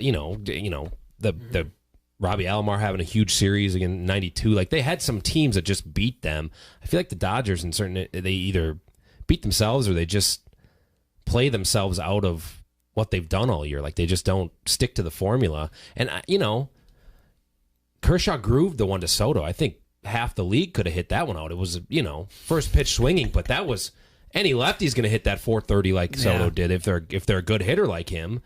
The Rendon pitch was decent, looked like a low slider, right? And he just went down and got it. So, but at a certain point, like you said, Roland, like what do you expect's going to happen? You go with your formula that you've been doing all year. You got guys, and then you tie game. You don't even bring in your closer. A lot of times, that's how you bring him in. If not the 9th, bring him in the 10th to make sure you get to the bottom half with Especially with a tie at home. game. Yeah, At home, that's what you do. Yeah, you don't hold him like you just. It just feels like I don't know what happens, but I feel like it's overman. It's a chronic problem, but Dave Roberts is the poster child for overmanaging and not sticking with what got you there. 100%. And he's been doing this for so long now. And I can tell you, going back to postseason series on Twitter, Easer A's could tell you, where I'm just like, here comes Dave Roberts out to the bump again for no reason whatsoever, except for to get camera time. I mean, it's... And I was surprised he stuck with Buehler that long. Honestly, I was glad because he was pitching well, but 118 pitches or whatever he threw. Not a lot of managers do that. So he stuck with him, and then it kind of all just unraveled. And sticking with that theme on Tuesday, I just don't get the taking guys out when they've had clean innings. Odorizzi's one of his best innings is the 5th, and then you just hook him at 82 pitches, and you bring in Rogers, which fine, he hasn't pitched, but it just backs up everything. So then you get to the 9th, you got to leave Romo in, and then they put 2 insurance runs on and get it out of reach. Like it just seems like this 162 game sample size for analytics. I understand that, and I understand shifting, and I understand all that, but the in-game feel for how a guy's pitching, if they're putting the ball in play hard, if he's getting swings and misses, I feel like that's lost. And I tweeted that Jack Morris would have been hooked in the 5th or the 6th in 91 when he loaded whatever inning they loaded the bases, 2 innings in a row the Braves did or something like that. He's gone. I mean, no chance he's still pitching right now. 100%, you're right. And it's one of those, the in-game feel, I feel like that's been lost. And my buddy that I was at the game with said, can you say one of the only old school managers that maybe would buck the trend would be Francona? And I was like, I don't know, because a couple years ago he started doing that too. You feel like Tito is one of the few guys that's kind of a little bit more gut feeling like a Tom Kelly, I would say, or even Gardy a little bit. Doesn't really march that way. Yeah. But I don't know if Tito would still do that. Didn't seem like he did a couple years ago when he kept bringing in Miller in like the 5th against the Cubs, right? Mm-hmm. Or whatever he was doing. So I don't know. I think the pendulum has swung towards, 90% analytics, 10% feel, and I feel like we'll swing back a little bit, especially in these situations where, Odorizzi and Barrios pitched 9 of the 27 innings. That's 2 of your top 3, 4 pitchers, and they only got, 9 innings combined, and then you're pitching Duffy, you're pitching Romo, you're pitching Littell, like these guys that have never pitched. You're Dobnak for, Devin Smeltzer. Yeah, I mean that's. I don't know. Cody Stashak, like I feel like I need to get a couch for you two guys and charge by the hour. It's just, Just watching Devin Smeltzer throw against E5, and I'm like, what am I watching? Yeah, it's all right. I will say though, and Patrick Royce had a good column in the Star Tribune the day after. Curse, say what you want. Pretty much every game that the Yankees have won on this streak, they've just outplayed the Twins. Mm-hmm. I mean, the Twins hit the ball on the screws on Monday, but the Yankees made the plays.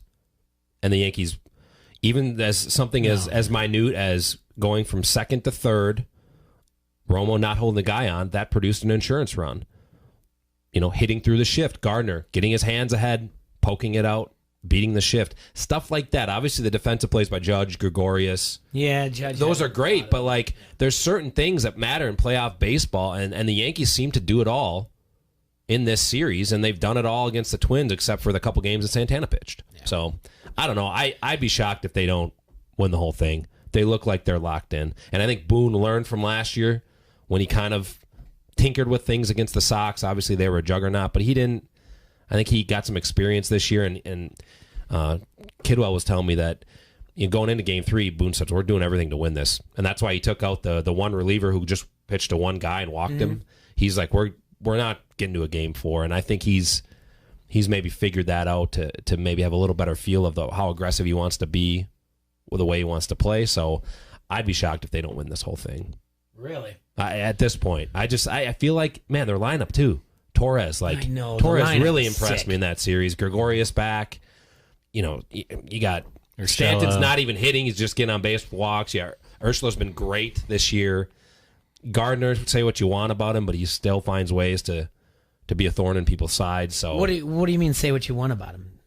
I just think he's a pain in the ass. He always has been. I think he looks like a prick. Yeah. I mean, so the whole thing with the bat on the exactly, like that type of stuff. But he's an agitator. You need guys like that. And I think you're right. The way Houston's kind of bungled their pitching rotation at this point. That's another one. Verlander's pitched once, twice on 3 days rest in the playoffs. Mm-hmm. Why not say, you know what, we don't have to win this one. Let's have the horse at home in Game 5, so we know we can start Cole in Game 1 of the ALCS. Or hey, if we win in 4, then we start Verlander in Game 1. It's going against these trends that you think these analytic guys would have, saying, you know what, Justin, we know you want the ball, but you've only done this once or twice, didn't go so well, so we're gonna start whomever, and we're gonna give you the ball in the 5th game if we need you, or you're gonna start Game 1 at home against the Yanks. And instead, now they're the pressure's on them. Yeah, the Rays have no pressure, none. Garrett Cole's got a lot of pressure on him. He's been great all year, but somebody could have a meltdown, or look what happened with the Dodgers last night. You get a great start, and then your bullpen, fails you. So one game when you've won 106 or whatever it was, I don't know. I feel like they've bungled that. But what do you like? Roland, we haven't really talked about tonight. What do you guys like tonight? I like I had the Astros winning the whole thing to start with. So I mean, I don't think I commend what Tampa Bay's done here. But Astros win this. I would think pretty easily. 6-1 maybe. Okay.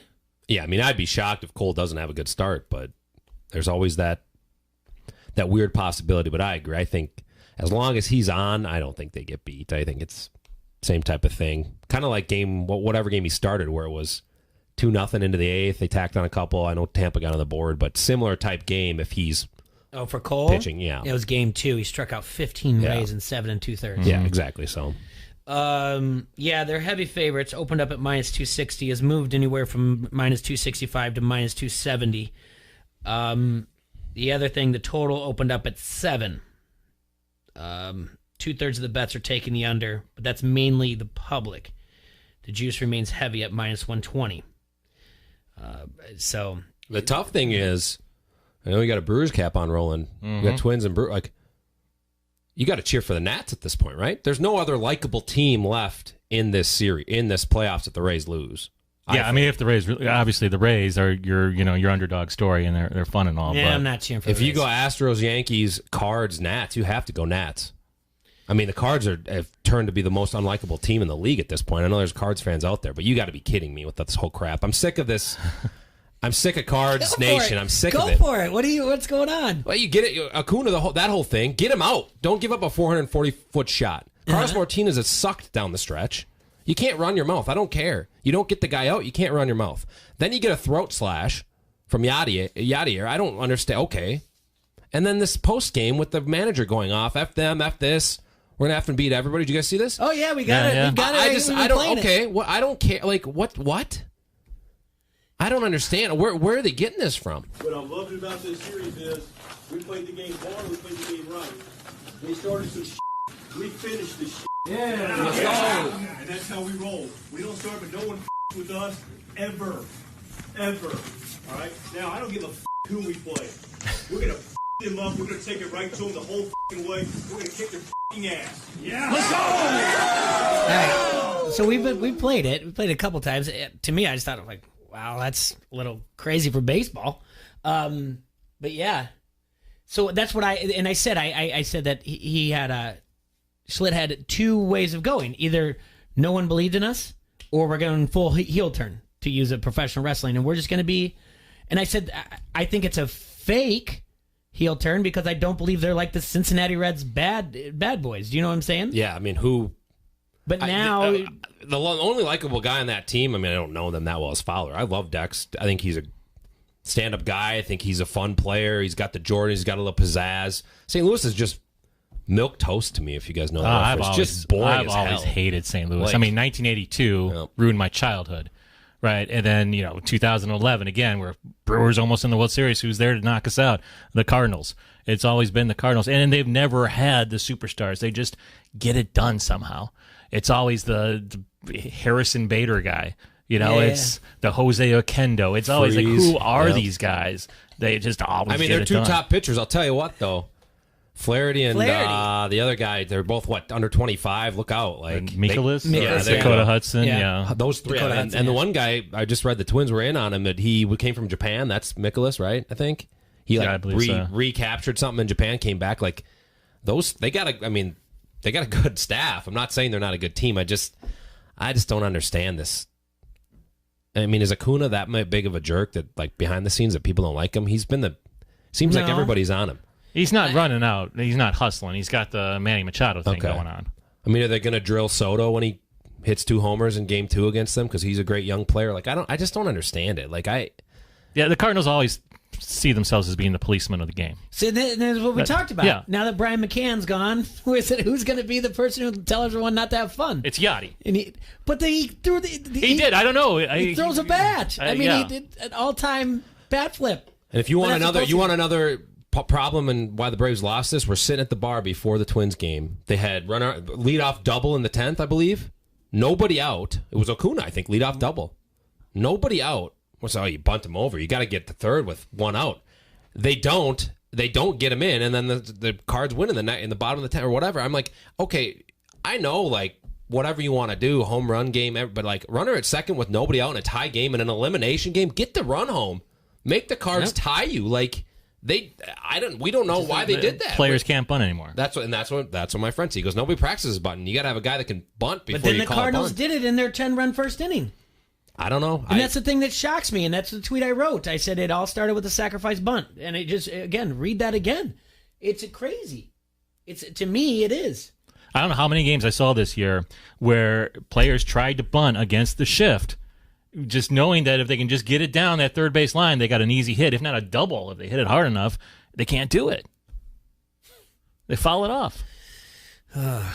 the Braves have nobody to blame but themselves. Okay. Game 4 is a game they needed to take care of business. By process of elimination, you're saying that the Nationals are the team All to in. Have cheer to be. for. Got some good young talent. You got an ace and Scherzer. Yeah, Baby Shark. Yeah, I mean, you got to go all in on them. The Redskins suck again, so you got to feel for them a little bit, even though Caps won a couple years ago, but I think you got to go now. I mean, you can't. Okay, obviously not the Yankees. No.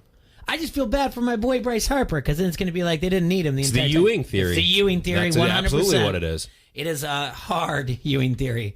They might even rename it if this happens. And I'll sing the praises of Lunau for the GM for the Astros, but no one wants to cheer for a front runner. So, and I just don't. I don't want to do anything for the Rays when they don't even have fans. Period. Somebody wants the Nats Rays World Series played in Montreal. That's what everybody wants. Oh, just play it up there, whatever. At least play Tampa's games up there. That would be good. All right, buddy. This weekend, up in Ann Arbor. So I saw, first things first, your tweet. I mean, you saw that. I don't even ever rewatch the game. So my friend Matt Bowie did, and he sent me a photo. You met him when we were down at Keller's American Grill down at. Okay. Yep. You met him down there, and he said, "Hey, Ross's tweet." So then I took his photo and I sent it to you. Your tweet about Woodson. Yeah. So the thought process, I usually take videos on the field before the game. So I'm in the tunnel. I'm like, I'll get Iowa running off the field in the tunnel. They both come out. I mean, everybody's seen Michigan comes out down the middle of the field, but that's where both teams' tunnel and locker room are at the big house. So I was coming out, and I'd switched sides, and I filmed Iowa going up the tunnel, and then I turned, and there's Charles Woodson, like basically shoulder to shoulder with me. So I said, "You're not in studio today? What's going on?" And we chatted a little bit. He was getting inducted into the Michigan Athletic Hall of Fame. He goes, "No, I got my jersey in the car, though. I got one of those masks when it's cold." He's like, "I might put it on, just get back out there." He's like, "I want to get out there." And he's in great shape. I mean, looks fantastic. And they just started fist bumping everybody. I'm like, well, how many times do I have a chance to just video of a Hall of Famer? It's homecoming. I'm like, I'll just tag something about him not being in the studio. And then, like you said, they picked up on it, put it on the broadcast. So I would not have known about it unless you sent me that picture. So that was cool. Game played out kind of like we talked on Thursday, or at least like I expected. Offensive line did not play well. Stanley did not play well. And then they turned the ball over. And we did the buy or sell. The team with better turnover margin, will they win the game? We all said yes, and that's what happened. Now, really, the turnovers in the scheme of the game didn't impact it as much as they probably should have, because Iowa's defense, held it to a field goal on the first one. The other pick, one of them was a fourth down play, which really didn't affect anything. The one that I thought was the worst was the first interception. Coming off the turnover by Geno Stone, you're at midfield, got a little momentum, it's 10-0, you need to score. And it looked like, from my vantage point, he just predetermined his read and threw it into double coverage with the safety over the top. And they picked that, kind of summed up the day. But it was one of those throws where I think I turned to somebody and said, man, I don't think Stanley's on today. Because it just seemed like I said, predetermined, like not a veteran move. Like he had to see that the safety was playing free. It looked like man-free coverage. So, I know you want to make a play, you want to throw it up to the guy, but first of all, it's Tyrone Tracy. It wasn't Brandon Smith, so you have a 5'10 receiver in double coverage. Second of all, it was second down and something like in Michigan territory, plus side of the field. Like, it just wasn't a decision you'd expect a senior quarterback to make. Mm-hmm. And that's kind of the way he played for most of the day. He was running for his life. I'll give him that. Like, the Iowa offensive line, other than I think there were probably 2 or 3 sacks. He held the ball for a little too long, but there were a couple times on, basic stuff like a slant from the tackle, the linebacker looping in, and Iowa just whiffed on him, and he gets to the quarterback. There was one where the back didn't pick up the blitz. Same thing. They brought the heat. They knew they had to do that. They knew you have to, that's the way you have to beat them. Obviously, Iowa didn't run the ball well, which made it even worse because it was 3rd and long in a lot of situations. But like I said, it's a different animal playing on the road against good defenses. It just is. I mean, you see it when people come to Kinnick. Yeah. It's hard. And unless you have a really, really, really good quarterback, like Trace McSorley, for instance, from a couple years ago. I mean, you got to have these guys that are just gamers, I guess, using a cliche, gamers that they just don't get rattled. And I feel like Nate still gets rattled sometimes. And you asked him that last week. Why is it sometimes, when you're on the road versus, and he was just kind of like, that's a good question. Instead of, hey, that's kind of like a being rattled answer. That's a really good question. I can't explain it to you. It's mental, though. I mean, how do you sum up your mental? It's mental. I mean, it's nothing physical. You can do it physically, but it's a mental. Everything speeds up, right? Mm-hmm. You got noise, you got a blitzing defense, and you got to make your reads faster. Everything speeds up mentally, and that's probably why you predetermine to read in certain situations, because you say, all right, I'm going to try to make a play on this guy. And he said that after. He said the hardest thing is to be patient and keep throwing hot, keep checking down when that's what they want you to do. But in certain instances where it's better than taking a sack, or it's better than trying to force it into an interception or into double coverage. And he said it's hard to be patient. Mm-hmm. And I think on the road, especially in that type of game where your defense is playing well, I'm sure he eventually was like, man, we have to make a play. Our defense, we're going to waste this. And they basically did. There's also a tweet out there that Iowa won't play at Michigan for quite some time. A few years. 2025 or something like that. So I was pretty psyched then that I was going to be there covering the game. Yeah. How was your time at in Ann Arbor? It was cool. I mean, college town. The big house. A lot of people had said it's kind of nondescript. It's not imposing. I'd agree with that. It's a big bowl, and I didn't cover the Rose Bowl a few years back. I haven't been to the Rose Bowl. And a couple of the guys from the the other Iowa media said it's similar to the Rose Bowl. It's just a huge, vast bowl. Now they have 3 levels of suites on one side and 2 levels plus the press box on the other. So that makes it a little more imposing. Excuse me, but it was fine. I mean, everything. I do like the pomp and circumstance of Michigan Stadium. It was cool. The victors, the band, homecoming. So it was a lot of festivities, but. Yeah, I mean, going to Penn State, going to the some of the other venues I've been to in the country, it's definitely not noise-wise and atmosphere-wise. It's not in the top 3, I wouldn't say. You don't even really notice it until you're right up on it. Yeah, you're right. Yeah, yep. That's the way I feel the too. one side is built up, but everything else is, like the street side. There's a couple, basically 3 street sides and the parking lot on the back side. And it's not, you don't know you're there until you're a block away, really. Mm-hmm. Well, let's take a quick break. When we come back, let's talk Penn State, Iowa this weekend at Kinnick, night game with Adam Rosso from Hawkeye headquarters. This is Lobo from Lobo Salsa. You're listening to Don't Hassle Us, We're Local. ESPN 1170 AM. At Crawford Company, we specialize in plumbing, heating, and air conditioning. Sports, on the other hand... Hey, Crawford guy, go long! No, I can't. Here comes the pitch to Crawford guy. Strike 3. Come on, Crawford guy, take the shot.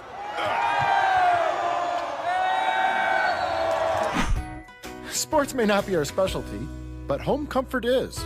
Crawford Company, plumbing and drain cleaning, heating and air conditioning. Line-X of the Quad Cities is more than a protective coatings company. Line-X has a wide variety of vehicle accessories, floor liners, splash guards, rain guards, bug shields, and cargo mats for those rear storage areas. They can also outfit that work vehicle with ladder racks, toolboxes, toppers, running boards, and trailer hitches to goosenecks or fifth wheel hitches, van organizers, and bulkheads. Whether your vehicle is new or used, stop in or call Line-X of the Quad Cities today and check out how Line-X can help you. Ask for it by name. Line-X. When storm damage hits, All Major Restorations is your insurance claim specialist. Loose or missing shingles, tinted siding, or damaged windows. All Major Restorations of the Quad Cities works with your insurance company, making the process quick and easy. The insurance company has people fighting for them. Let All Major Restorations work for you. Residential, commercial, and industrial. There's a reason they have an A+ accredited Better Business Bureau rating. Storm damage estimates are always free. Visit amrestorations.com. All Major Restorations of the Quad Cities. Crisp fall weather has arrived as we enter the heart of the fall athletic schedule at Augustana College. Women's volleyball has 2 home matches this week, on Tuesday with North Park and Friday Milliken, both starting at 7 at the Carver Center. On Saturday, it's a men's and women's soccer doubleheader with Wheaton. Women start at 5, men follow at 7:30 on Thorson Lucan Field. For complete game information, visit augustana.edu. Augustana College, a family-friendly front row seat to big-time small college sports. It doesn't matter what side of the river you're on. Your local Quad City sports show is right here. Don't hassle us, we're local. 12 to 2 on the Quad City sports leader, ESPN 1170 AM.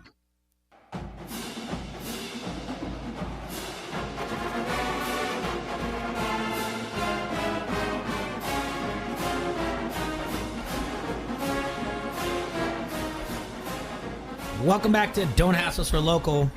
Here in the Hassle Castle, brought to you by Done Right TV and Security. We're on ESPN 1170 AM. In the studio with Roland and myself, it's Adam Rosso. We just talked a little bit about Iowa last week.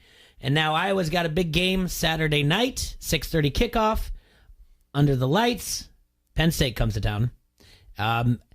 We've got power rankings. We've got buy or sell. Has much changed from last week on what you think? I mean, does it come down to turnovers and time of possession and all the other tangibles that seem to be week to week Iowa football? Definitely against good teams. And I feel like we were talking last week how I don't like how they play that way on the road because it's harder to win that way on the road.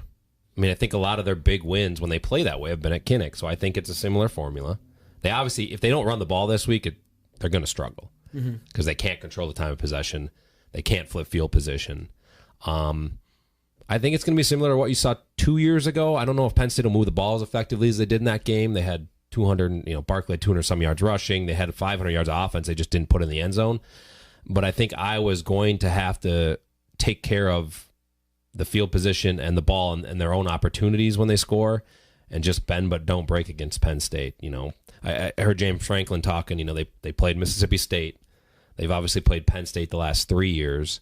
They have ways to scheme and beat this formula. Joe Moorhead, the former offensive coordinator, now the head coach at Mississippi State, but they've done all right against this scheme. Obviously, the bowl game though, they put up some points, and last year Penn State they didn't play well on offense. 2 years ago, they had the 2 big touchdowns by Wadley. I think the biggest thing for me is they can't just wait it out. I feel like in these games, it behooves them, and you hear this a lot about in the NFL now, pass to get ahead and then run the football. Oh, you mean score first, get out there and go. You mean even like wait it out, but even just be fine with taking 2 timeouts into the halftime with you? Because for some reason I think Iowa football is that whoever collects the most first half timeouts. Yeah, last week it almost backfired on them, though. It almost backfired last week with the 58-yard field goal, but they it's one. They did it against Rutgers, and I don't know if it's a product of their opponent and how they want to game plan. But come out and push the envelope. Maybe some tempo, maybe just more deep shots, something. Just vary it up and don't go up into a shell and say, well, we have to play this way. We have to play field position. We have to play the clock management game. Be aggressive early, and if you get that early touchdown, then you play that way. It's none of these games get to be, multiple possession games. Typically, these night games at Kinnick that I've been a part of, they don't get to be multiple possession games. Nobody gets out to huge leads, so it really benefits the team that's up early. If that's the way they want to play, just get some early points on the board and start asserting yourself. And I think that's to me is a priority this week. Get an early lead, even if it's 3-0. They kind of did it at Iowa State. They were always within striking distance, and I think they got to play that way again. March the field, get an early lead, and then play your time of possession and field position game. Yeah, that's an interesting point about the night games. I'm trying to look. I know in the notes that they sent, the scores. They tried last year against Wisconsin, right? They drove down. They got stopped on 4th down. Mm-hmm. They got stopped inside the 10 and 4th and 1, and then Wisconsin came down and scored. So they've done that at home. It's just they need to that to me is their winning formula against good teams. Yeah, I agree, especially with that crowd and that atmosphere. You got to give those fans a reason to get into it right away and stay into it. And I think coming off of last week too, just the players could use that confidence boost. That's a good point. And you got the pick 6 against Ohio State. I don't want to bring that game up because everything went right for them and everything went wrong for Ohio State. But you get a pick 6, and you're right. Everybody gets amped up. Like everybody's juiced up. But then if you come out and 2 first downs and punt the ball, it kind of all right, okay. Like it just you sit on your you're playing a waiting game, but you're not in the lead, right? Yeah. So one big play, then you're down 7-0, and it's like, all right, well, now do we have to shift? It's kind of what happened to Michigan, right? They had a turnover, and then they had one big pass, and they scored. It's 10-0. You're like, oh, man, can we still play this waiting game? Can we afford to do that? Come out and punch him in the mouth. Roland was saying that he's been reading like the Penn State pundits, and they're not too worried about Iowa. Not at all. I checked out something on YouTube. It was like Penn Live, one of the blogger sites over there, and one guy had a 31-12 Penn State. There was 5 predictions, and the closest one was a touchdown. So they're not too worried about Iowa. They look at the recent history and look at what Iowa did against Michigan, and then they look at what they did against Purdue and sacking them as many times as they did. So they're not too worried about this game. The weird thing for me is that I felt like McSorley was the difference maker the last 2 years. Mm-hmm. They don't have him. Nope. And Clifford hasn't played in a super tough environment. I mean, they're high on him. He's done well this year. I get that. But and even Kirk talked on Tuesday. He said, man, the quarterback was a difference maker. He's like, they got to replace him as a leader and as the guy that drives that offense first.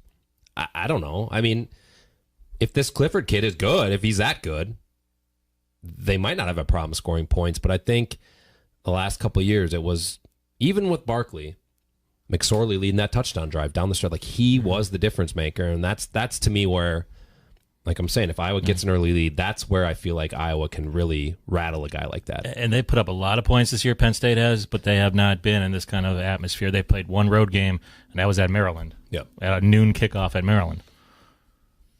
Okay. So, the funny thing about Clifford, my friend actually was a college roommate and teammate of a friend of mine at University of Dubuque. His dad was Clifford, so he's got Iowa ties here. Oh, well, he said he had. I watched him. He said he has been to Iowa, and I didn't know why. But go Spartans! Yeah, there you go. And so it's kind of funny that he does have Iowa ties. All right, let's do some buy or sell. All right. Well, first one, Tyler Goodson. Will he be the starting running back, or he will be the starting running back by the end of the season? Are you buying or selling that he will be the starting running back before the end of the season? The true freshman. History shows that they don't usually give the starting nod to the younger players. And I'm going to go with history. I'm going to sell. I'll sell as well. I don't know if they're going to have a true starting running back. They're going to go committee, I think, the whole season. Mm-hmm. That's the default I was saying. Like I don't know if they care who starts, but he's got 26 touches the last 2 games. That's the most on the team. I think Sargent's at 20. Okay. Nobody else is close. And you guys kind of saw it last week. Yeah, I mean, he's their best playmaker right now. Like, who's going to be the go-to running back? Yeah, I'll buy that. He's going to be the go-to guy, but I think they're still going to rotate. I think he's going to start. I wouldn't be surprised if he starts this week. I'll be quite honest with you guys. He has a different element to him, and we talked a lot this offseason. What they're missing is the home run hitter at running back. They've gotten a lot of big plays. Like Torrin Young against Middle Tennessee could have scored 2 touchdowns had he had speed, right? Mm-hmm. They need that guy. They need somebody to threaten linebackers when they're in man coverage, and that's what he did last week. And he had a huge catch on one of those drives that got called back because of penalty.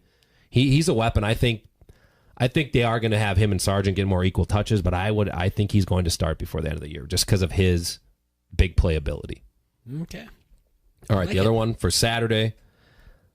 You buying or selling that the Hawkeyes have to score 20 points to beat Penn State? Well, okay, to beat them. No. It's going to be cold. The under keeps dropping. The number keeps dropping. I mean, they just kept Michigan to 10 at Ann Arbor. The defense is good enough to keep them to 10 again. 17-14 wins. They don't have to win. No, I'm selling that. The offense doesn't have to. Yeah, I agree. I'll sell that. 17-10. I remember the 6-4 game, right? I'm going to buy this one. Here's 2 stats for you. Since Kirk took over, they're 8-1 when they score 20 or more points against Penn State. They're 1-6 with 19 or less. The only win being 6-4 in Happy Valley. That's a great stat. Their only loss was last year when they scored more than 20 points. Their only loss to Penn State under Kirk when they scored over 20 was last season. I think they have to. You bring up Michigan's one of the bottom 4 offenses in the conference. I mean, still, yeah. 10 on the road is great. I think better barometer was Iowa State at Iowa State, 17. I think that's the type of offense you're looking at. Similar scheme. It's fair. Maybe a little bit better athletes on the perimeter, especially KJ Hamler. I think that's the type of number you're going to look at for Penn State, high teens. So I'm going to buy it. I think Iowa has to score 20 to win. It's one of those where they have too many weapons, and you just feel like they're going to move the ball. Like it's not Michigan. Michigan had nothing going other than the one big play. And they haven't against anybody really, other than Middle Tennessee. Their offense has been terrible. Penn State, they can rack it up, but Pitt did play. Pitt only gave up 17 to them. 17 to 10. Yeah. So I think that's there again the kind of the model, and Iowa can do that. So those are good stats. That's where I'm at, and we'll do power. Well, I'll give you the prediction now. I think it's 22-20 Iowa. I think they get 22. I think it's one of those weird. They get a safety, they get an extra field goal, they get a block kick. 22-20. And I think they win. I've said all they had to do in these two games is go 1-1. I've said that all off season. Mm-hmm. You got to get to the end of October with just one loss in the Big Ten, because then you got Wisconsin. Well, you have Northwestern and Wisconsin at the end of the month and the beginning of November. So they get through that, everything's fine. They lose this week, it's a little bit different of a theme at this point. But I say 22-20. I think they pull it out. I like that. It makes me happy. I told you last week what was going to happen. I didn't have the score, but yeah, you're right though. Lose this one, it muddies the waters quite a bit. And they're different team. They're different team, different offense at home. They don't make mistakes like they did last year. They would have beat Wisconsin, right? We talked about that. They should have beat Purdue. They should have beat Penn State. Like they just made self-inflicted errors. They don't do that at Kinnick night game with that atmosphere. I think they get it done. All right, now your power rankings. So roll through them. Starting at the bottom, you guys know. Rutgers is never going to leave the bottom. Even if they won a game in the Big Ten this year, they're never going to leave the bottom. They're just a debacle. I don't even know who they play this week, but just a tough situation. Then all these guys are redshirting, like Sikowski, and then their best running back. They're like, "Oh, we're just going to redshirt this year after 4 games because we got a new coach." And like, I get it, but nothing's going to change next year. So Rutgers is at Indiana. Illinois is 13. They get 2 defensive touchdowns last week and lose by 23. That's tough to do. That's really tough to do. They only score 17 points and they have 2 defensive touchdowns. So. Michigan comes into town for them. And no Peters, I don't think. So they're gonna have a tough time in that one. I don't think they've announced who's going to be starting quarterback. 12 Northwestern. I mean, they got Ohio State and then Iowa. Like you're looking at that saying, well, it's going to be 0-5 in the Big Ten. But the way their defense plays, Iowa could struggle in that one again. That's going to be a rock fight up in Evanston in a few weeks. Purdue at 11, they're struggling with injuries. They're not anywhere close to being 100%. They got those cool uniforms. I don't know if you guys saw them, like the moon landing ones with 50th anniversary Neil Armstrong, who went to Purdue. So there's like moon shoes on their helmet. It's kind of a cool thing. That's the best thing they got going for them right now. 10 Nebraska. Whatever. I mean, whatever. Have fun in Minnesota in the snow and the sleet, because I don't think Adrian Martinez Frost didn't say if he's going to play or even make the trip. J.D. Spielman, the Minnesota native, might not make the trip. Minnesota's really good at home. I think it could be another 40 burger for Minnesota against Nebraska. 8 and 9, 2 really nondescript teams from the East, Indiana, Maryland. I mean, one of them will probably make a bowl game this year. I don't know. I mean, they don't do much for you. The top 7 are really where kind of the money's made. I have Minnesota at 7. I mean, they go Nebraska, Rutgers, Maryland. And Maryland's at home. So you should be looking at 8-0 entering November when they go. I think they host Penn State and then come to Kinnick. So Gophers are, unless they do what the Gophers usually do and slip up against one of these teams, they could be 8-0 coming to hosting Penn State. Yeah, that's crazy. 6, Michigan State. And I'm going to say this. I think Michigan State wins one of the next 2 weeks. They're at Wisconsin this week. Then they're at home to Penn State. I think their defense is too good to not get it done against one of those teams. So watch for them. Iowa at 5. I have it's as close to as must win as you can get. 2 losses in the Big Ten. You still got to go to Madison. You still got to go to Evanston and Lincoln. You can't lose this week. But interestingly enough, they're only 8 and 6 in the Big Ten at home since 2016. They've lost 6 Big Ten games since 2016, which that's not going to get it done no matter who it is. No. 4 Michigan. Their offense though isn't good enough to run the table, so whatever. They're not going to beat Ohio State. They're not going to beat the teams that have good offensive football teams. 3, Penn State. But Penn State goes Iowa, Michigan State, Ohio State, Minnesota, something like that in the next 4. No, Michigan, Minnesota. That's Michigan. I don't think they're going to go. If they go 2-2, that'd be a win for them. I think the schedule weakness is going to catch up with them sooner or later, and I think it starts this week. And the top 2, I think, are the top 2 until you hear otherwise. Wisconsin, I mean, all facets of the game, they look impressive. I wouldn't sleep on Michigan State's D this week. I think Jack Cohn will have to make some more passing, plays in the passing game for them to win. But I think I would side with Wisconsin because it's at Camp Randall. And then number 1, Ohio State. If they go to 8-0, which they should, they'll be number 1 in the first college football rankings. There's no question. If they, win the next 3, they're doing everything that they need to do to be at the top when the rankings come out in about a month. So there you go. 22-20, Jay. Book it. I love it. Roland, thank you so much for stepping in today. We'll definitely do this again real soon. Rosso, thank you so much. Have a fun trip up to Iowa City. No chance of sunburn this week. You guys always give me a tough time about that. But always good to have you come in. Thanks to Emily Van Buskirk for calling in as well. And so everybody, we will be live at the Rhythm City Casino tomorrow. You guys enjoy yourself. Have a hassle-free Thursday. We will talk to you in about 22 hours.